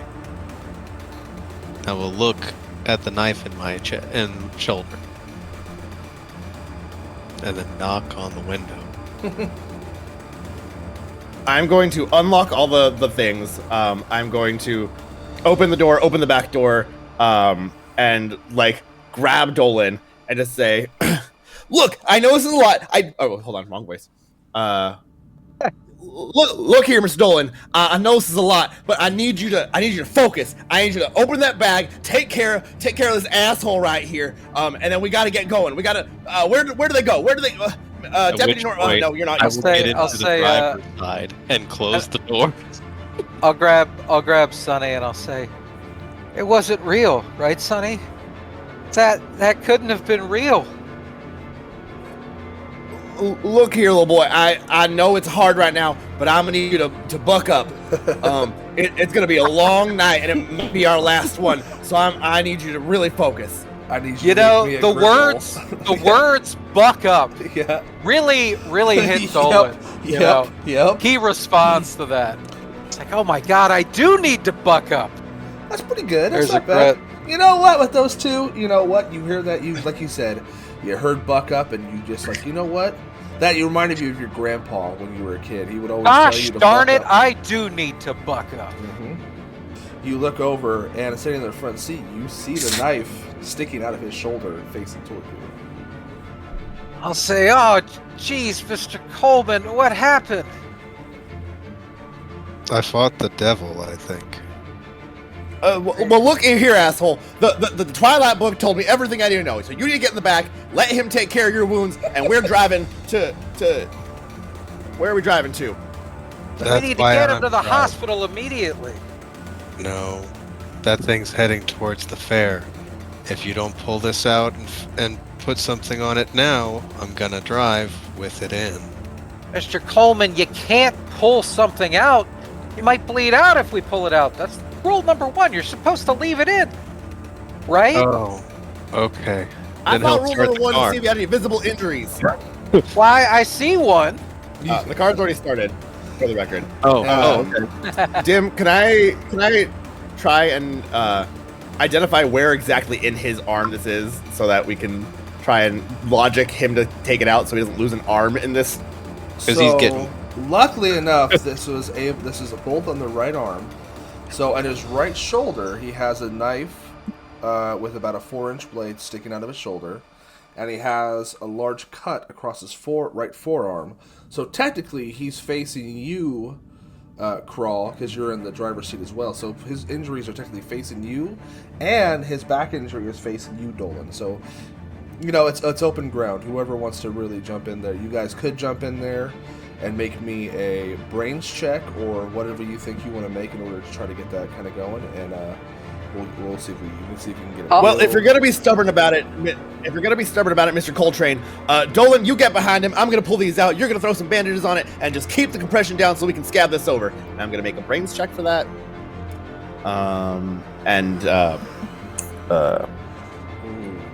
I'd like to make a brains check to see if I think what he is suggesting is the wrong thing to do in this situation, and we should do something else. What I'm going to do is I'm going to say this. I'm going to say this is not a snap decision. Even though it sounds like one, I'm going to say this is not a snap decision, because this is a situation, despite being in a small town, that you have found yourself in plenty of times. You reach into your bag and you begin to work on him with steadied hands. Dolan, you almost feel inspired by this kooky man, because he's able to he just works with expertise. You know, this is stuff you don't learn in textbooks. He starts to work on his arm. He's cleaning his arm up. He's like putting like butterfly bandages on it to seal it up. He walks over to his shoulder. He says, "Here, put your hand here." He pulls out the knife. You put your hand over there, compressing the wound. He starts filling his bag, and he starts, doing what he can to seal the wound as you guys are driving down this. Do you want to jump in their car, Norm, before they shoot off?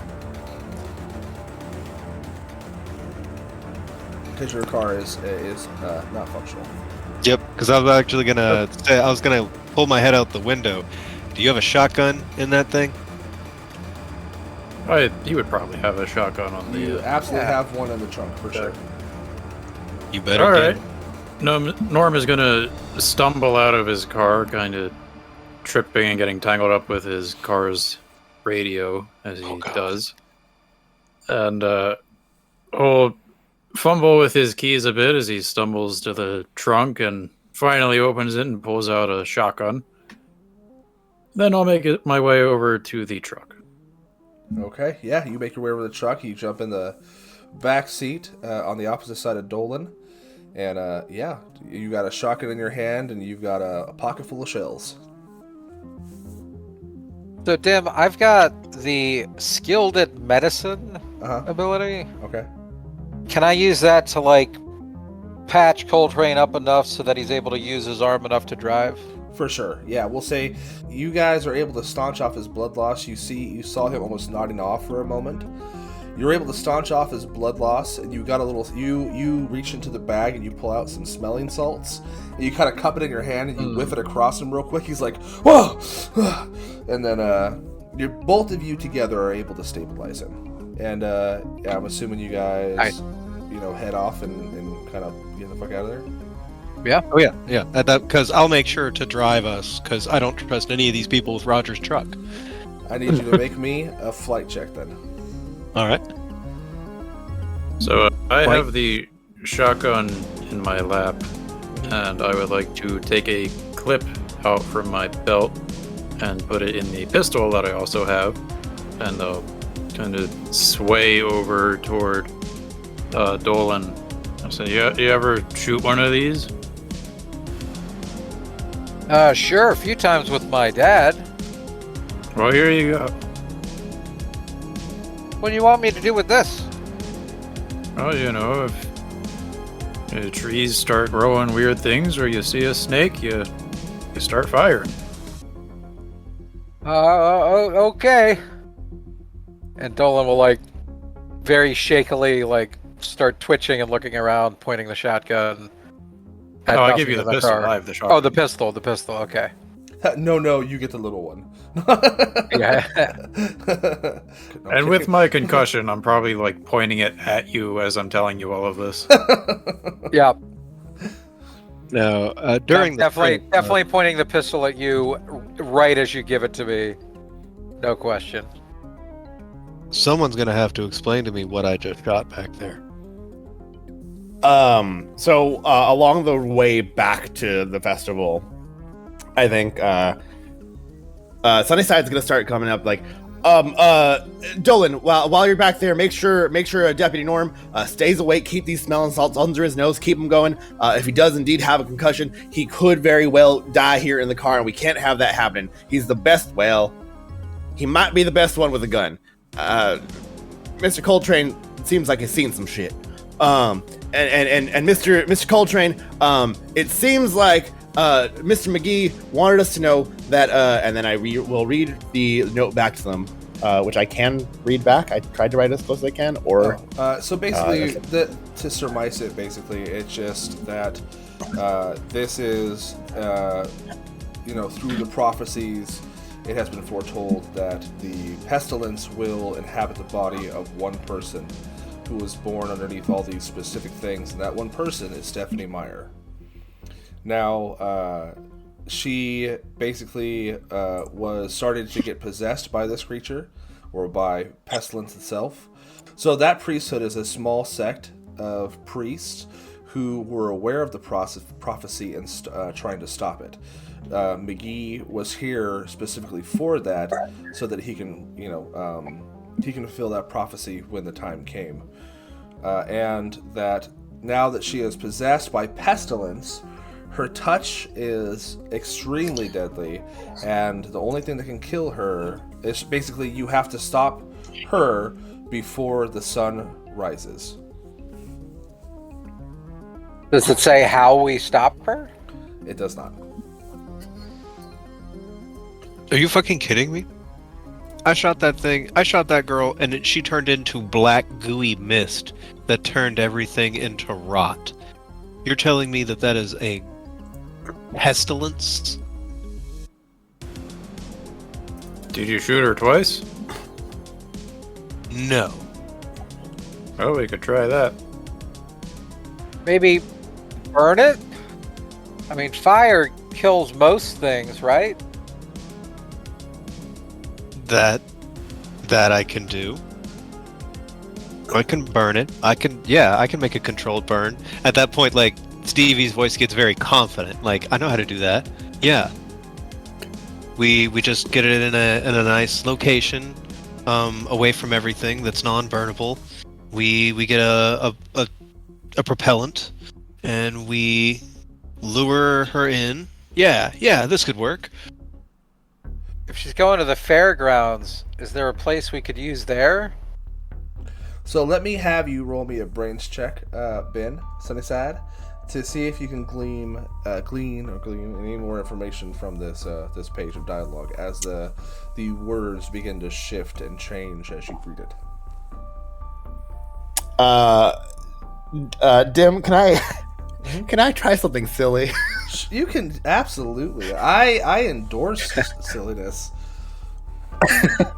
So I think staring at the note, the name, and the Twilight book, and kind of recounting everything to everybody, I'm going to find a pen in the glove compartment and start writing down words next to, like, in the inside fold of the paper. I'd like to roll a brains check for this to see how well I do. So what is your ultimate goal? Like let's say like you got a 20. What would you want to happen? I'd like to look for an anagram in the name Stephanie Myers. Okay. Oh my god, I love it. Okay. Wow. Huh. If you rearrange the letters in Stephanie Myers, it says "kill it with fire." Yeah. That So is fantastic. sure. So you know what? You don't know till you roll. Let's see. That's my new motto. You don't know till you roll. Let's see what happens. I'm only doing this because I found a cool word that I like. Nope. You try to find some more meaning, and it seems like it's there's no more meaning, or you're no longer being possessed by that spirit that helped you before. And Deputy Norm is writing in his journal, and he says, "Guys, I think I solved it. Oh. If you take 10 letters out of Stephanie Myers, it spells out anti-herpes."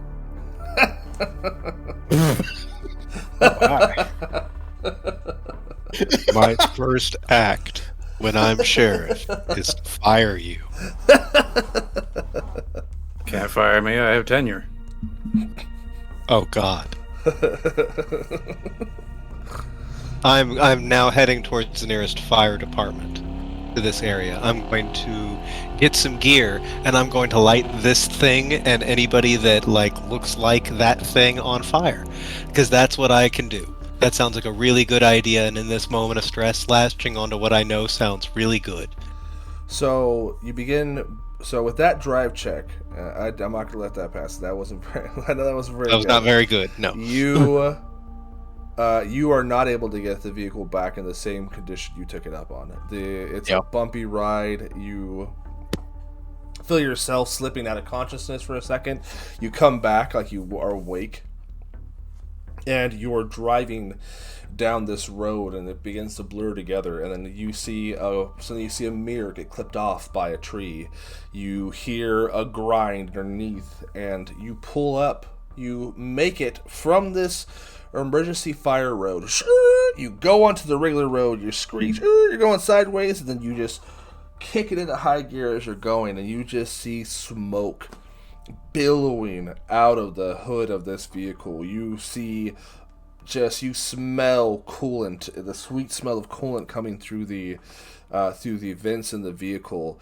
And lucky enough, it just dies a block away from the firehouse. So I need to pay for a new engine for this man. you can go in the firehouse and collect whatever you feel is necessary, and then we can go from there. I am looking for gasoline, fireproofing gear. Like, I'm gonna get on helmet, jacket, such and such. grab an axe. Sure. My first responder gear. Yep. You grab a. Yeah, it's just a sick image. You have like, you don't have the helmet on, but you got the big yellow outfit that makes you look huge. You have this fire axe across your shoulders, and you have one of those old school metal gasoline containers. You shake it, and you still hear a little bit of gas rattling around on the bottom. Maybe. Well, if it's a firehouse, I'll go fill it. Yeah, let's say it's 5 gallons of gas normally in that. You probably have about 3. Okay. I'm gonna look down in the garage and see, is there a fire truck that has like a water tank on the back of it down there? No, well, yes, there is. Yeah, because this is a small town. They probably don't have fire hydrants. It's a small town. Yeah, they probably don't have fire fire. Yeah, so yeah, sure. There's a like a tanker. On the normal fire truck, there's probably like a 500-gallon tank of water that is in the bed of it. It's not like an actual fire truck. It's a big industrial-sized truck, and it has this gigantic tank on the back. Okay. Is it one of those things where there's like a little bit of a gap between where the tank is and where like the cab of the truck is? Yeah. Okay. I want to grab extra metal ladders from around the firehouse and stow them in that gap so that I've got like 5 or 6 kind of handheld size, Sure. but like fire ladders. You know Yeah, what I mean? sure. You grab 3. You grab 3 of them, and then you also notice, like in the old school fire trucks, that there are also 2 ladders that are hooked and aligned on the sides of the vehicle as well. So you have 2 ladders you're able to grab, plus the 2 really long ones on the side as well. Okay. I'll throw those on the truck with the tank on it You got it. and see if I can find the keys for it. We'll say it's in there. You find them easily enough. All right. I'll get that thing started. You do that. I will toss out jackets to anyone who wants them. If we're dealing with fire, you better put these on. And Dolan will definitely grab one. I'll grab it. Very excited to grab one.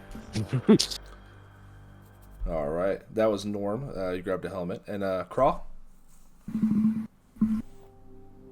I don't know that I'm physically strong enough to carry wear a fireman's jacket.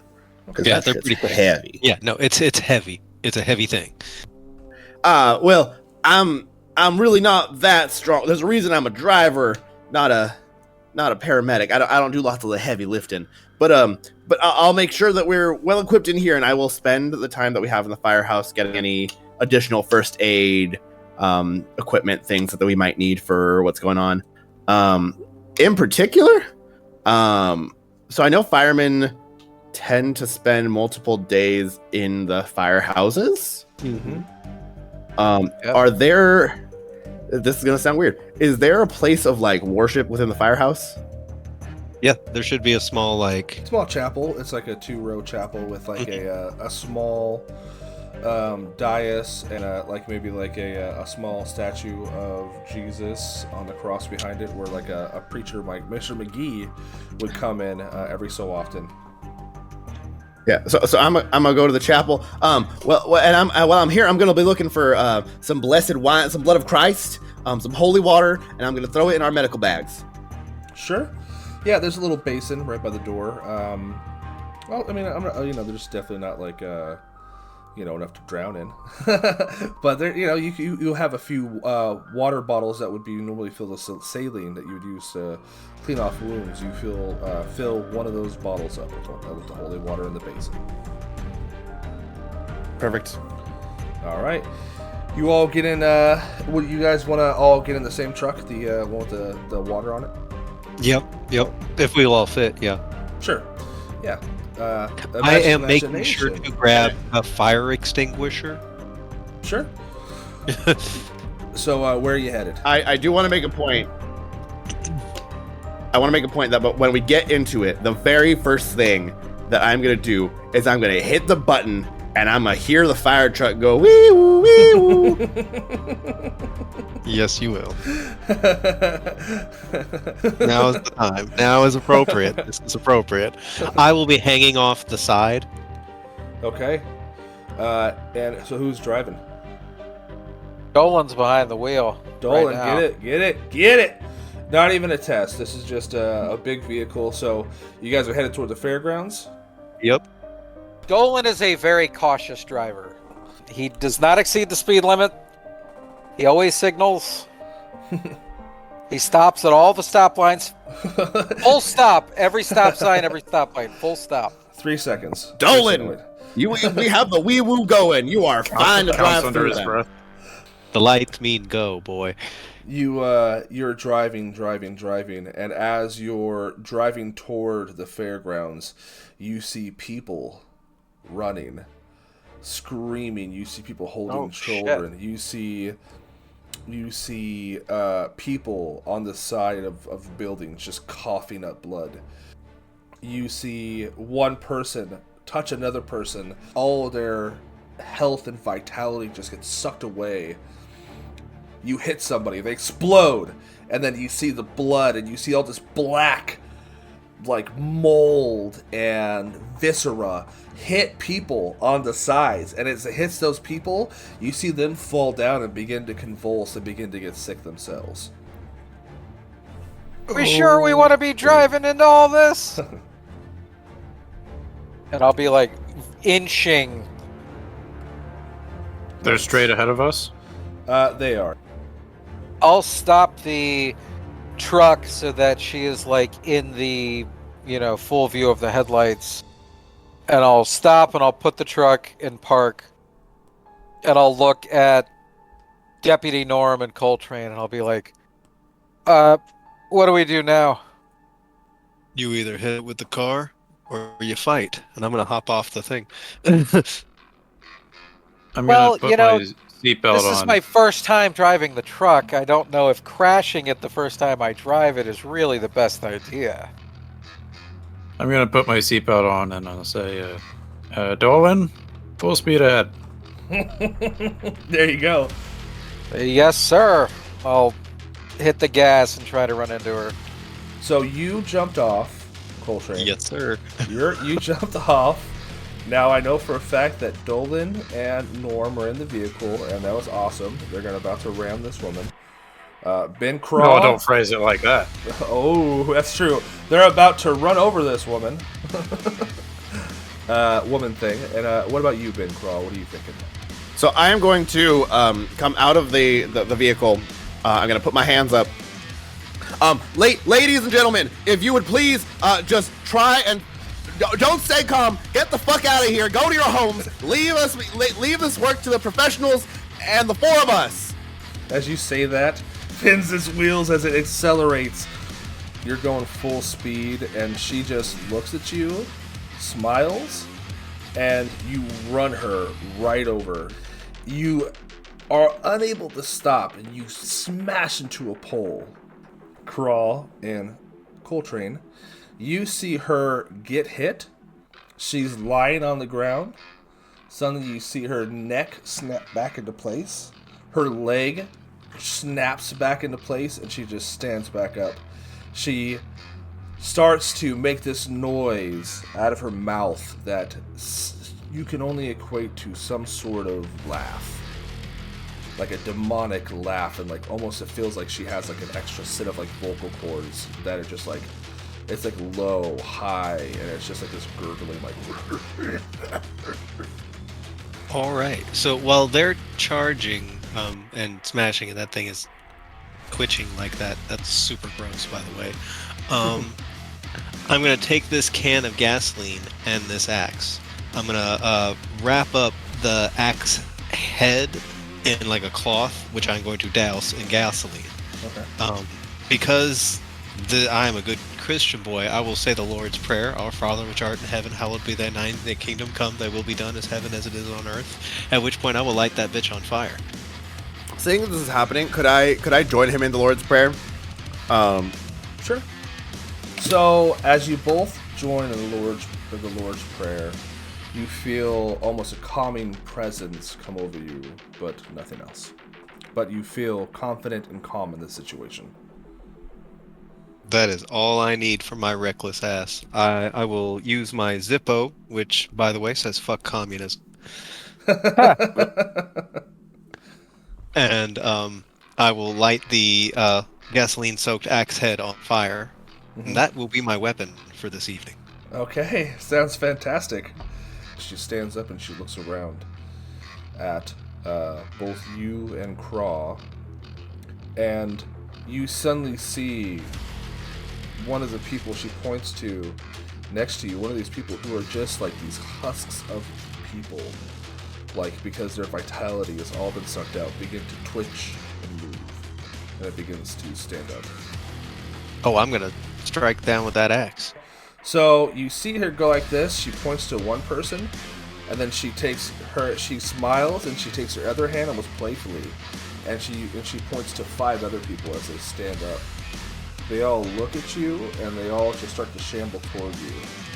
Now these are things. This is an axe you're familiar with. If you look at the handle, it has your name engraved on the bottom, and it has the years of service. You've been in service for this specific fire department. It's a gilded handle. It was a present for your 10th anniversary with your department. You take it, you heft it back, and you just go to freaking town on these people. Heads are rolling, bodies are on fire, and at the end of it, they are all down. You take your axe head and you just light them on fire one by one, and their bodies just begin to combust in flame. And I point the axe head at the at Stephanie / Pestilence. Going back to hell. Well, while they were doing that, I know the truck is broken down and immobile, but I would imagine Norm is trying to kind of teach Dolan about vehicles and telling him to put it in reverse and then try it. And then when we realize that's not going to work, Norm will get out. And at this point, probably see him axing away. Mm-hmm. So, Norm, with his shotgun in one hand, will equip his baton in the other hand and form a cross, like from Dusk Till Dawn. And I will move forward, saying, oh geez, under my breath while I'm going toward them. Now, we'll say this, she is occupied with him fighting. So her back and I shoot her in the back of the head. Yeah, okay. There you go. How close do you want to get? Because you do have a shotgun. As close as I can. As close as you can. What? Not putting it up against the back of her head, but fairly close. Okay. Begin to walk as close as you can to this woman, to where you feel confident to take a shot. And you go to shoot your shotgun, and you realize that you forgot to put a bullet in it. Click. Click. Ah, jeez. She turns around, and she sees you standing there with the gun pointed right at her. And she looks at you. I aim upward as the cross. Okay, you aim upward as the cross, and you see, like, she just looks mad. Like, you can even, despite the fact that her face is disfigured, she just, like, grits her teeth, which are now, like, sharpened fangs that are, like, rows upon rows, and she goes to bite you. I will run, and I will dive behind the funnel cake vendor. Okay. Okay, yeah, for sure. You go to run this time, but she recognizes this because you ran from her last time, so maybe she recognizes the look in your eyes. As you go to run, she appears in front of you. She puts her hands on both sides of your head. You see black veins begin to spiral out across your face, across your eyes, across down your neck, into your body as she holds you. You just feel like your life is draining from you by the moment. Immediately, I am going to grab the water bottle of holy water and try and splash it on her. You splash the holy water on her face. For a moment, she looks at you with indignation, like, what are you doing? Suddenly, you see these white cracks begin to form in her skin. Ah! She puts her hands on her face and drops into the ground. Okay. I think at this point, seeing what's happening, Dolan has an idea, and he grabs one of the very long ladders off the side of the truck, Okay. and he is going to try to ram her off the top of Deputy Norm using the very long ladder so that she is not able to reach and touch him while he hits her. Like, he's holding on to really one good. end like a lance. That's really like good. a lance. That's you know really what I mean? good. I really like that. So you go to, she's distracted, you go to push her, and unfortunately, because she's so frail, you actually push too hard and she falls on the ground. And you kind of push her over, she falls on the ground, she gets back up, she's very nimble, and she spider crawls up a cotton candy vendor's stall.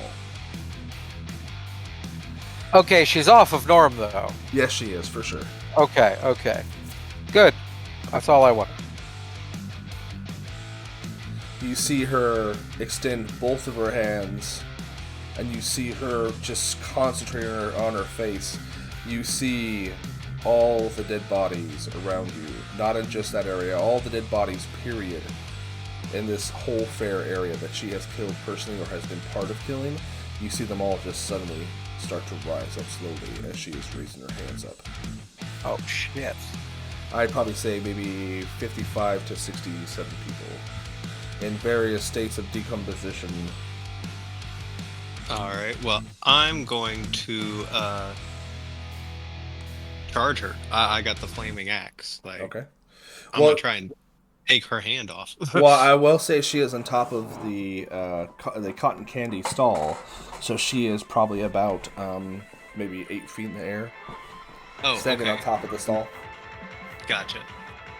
Now, what I'll do is I'll run and I'll put the ladder down so that it's facing towards Cole's feet and the top is going on top of the cotton candy stand. Oh, Like hell yeah. Like a ramp. Hell yeah. You go to run up, and you take a big swing at her.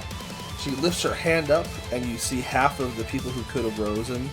They fall back down slowly, and she's grabbing the not the fire, but she is grabbing the wood handle of this axe in her hand. She catches it just before it hits her, and you see her other hand still raising up the 33 or so people.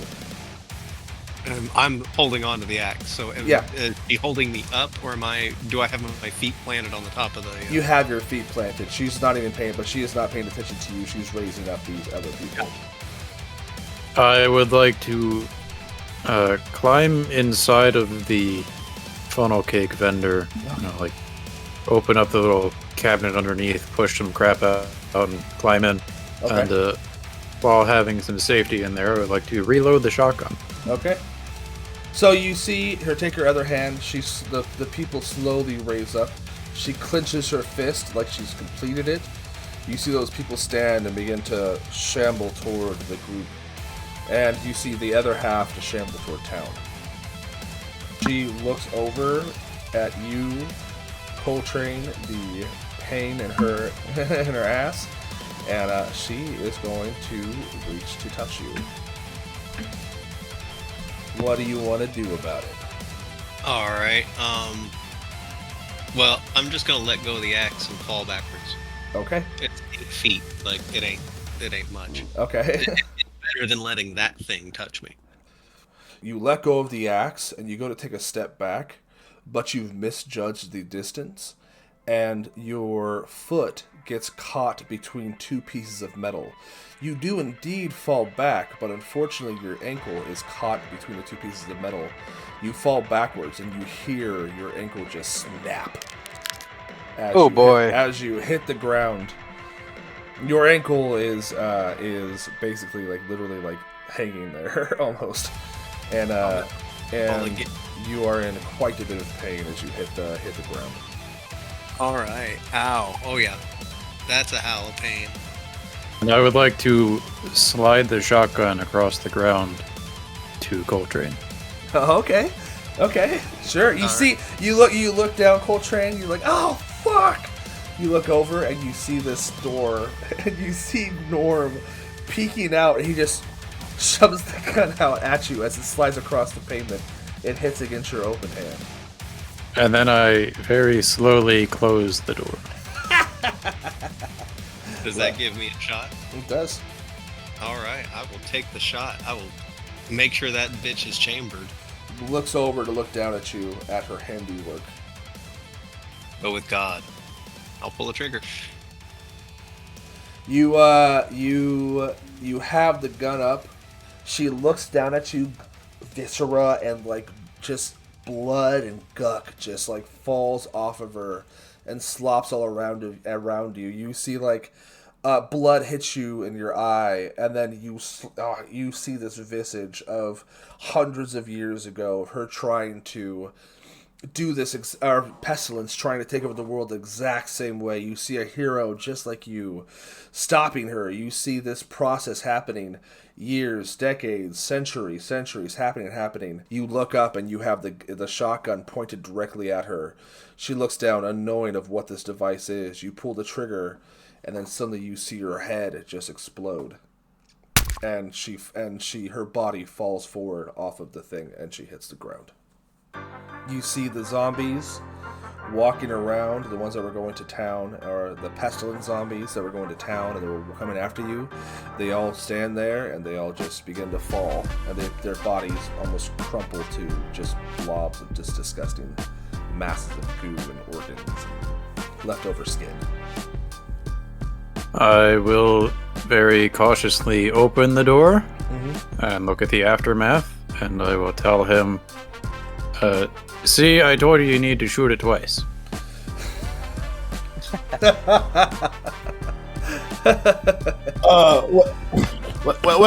Well, fellas, if there's anything we learned today, it's that we need to make sure their heads are far away from their bodies. That's what got us into this mess. Somebody didn't listen to the snake fact, and we gotta keep them far, far away. And he's gonna go over to the nearest body and start aggressive. He's gonna find an instrument somewhere in one of the booths, maybe a big pizza paddle somewhere, a metal one. Yeah, sure. Absolutely. And just start decapitating bodies. I love it. I love it. I will just croak out, medic. I'll run over to Coltrane and start trying to splint up his ankle. You got it. I would like to kind of drag myself out of the vendor stand and use it to hold myself up as I kind of push myself over there. I'm going to unload a clip into that lady. For sure. And what we're going to do is we're going to change kind of the camera angle. It's looking down on this entire scene as you see Crawl decapitating people with, a pizza paddle. Suddenly we fast forward a few days, a few months, and you see time change. And then you see Coltrane sitting in front of his house, wearing a nice suit. There's a sign next to him that says Coltrane for sheriff. And all three of you are walking up to his inauguration party. I voted for him. So when Was I we do fired? get to everybody, Well, yeah. They can't Was fire he you. You fired? have tenure. You do He has have tenure. tenure. He does. He earned it. so I lied so about that. As we go to congratulate Coltrane, Sunny Boy is gonna walk up to everybody and be like, "Congratulations, asshole! You did good. And you know what? Anytime that you find adversity, we woo." We Wow. Wee woo. I love it.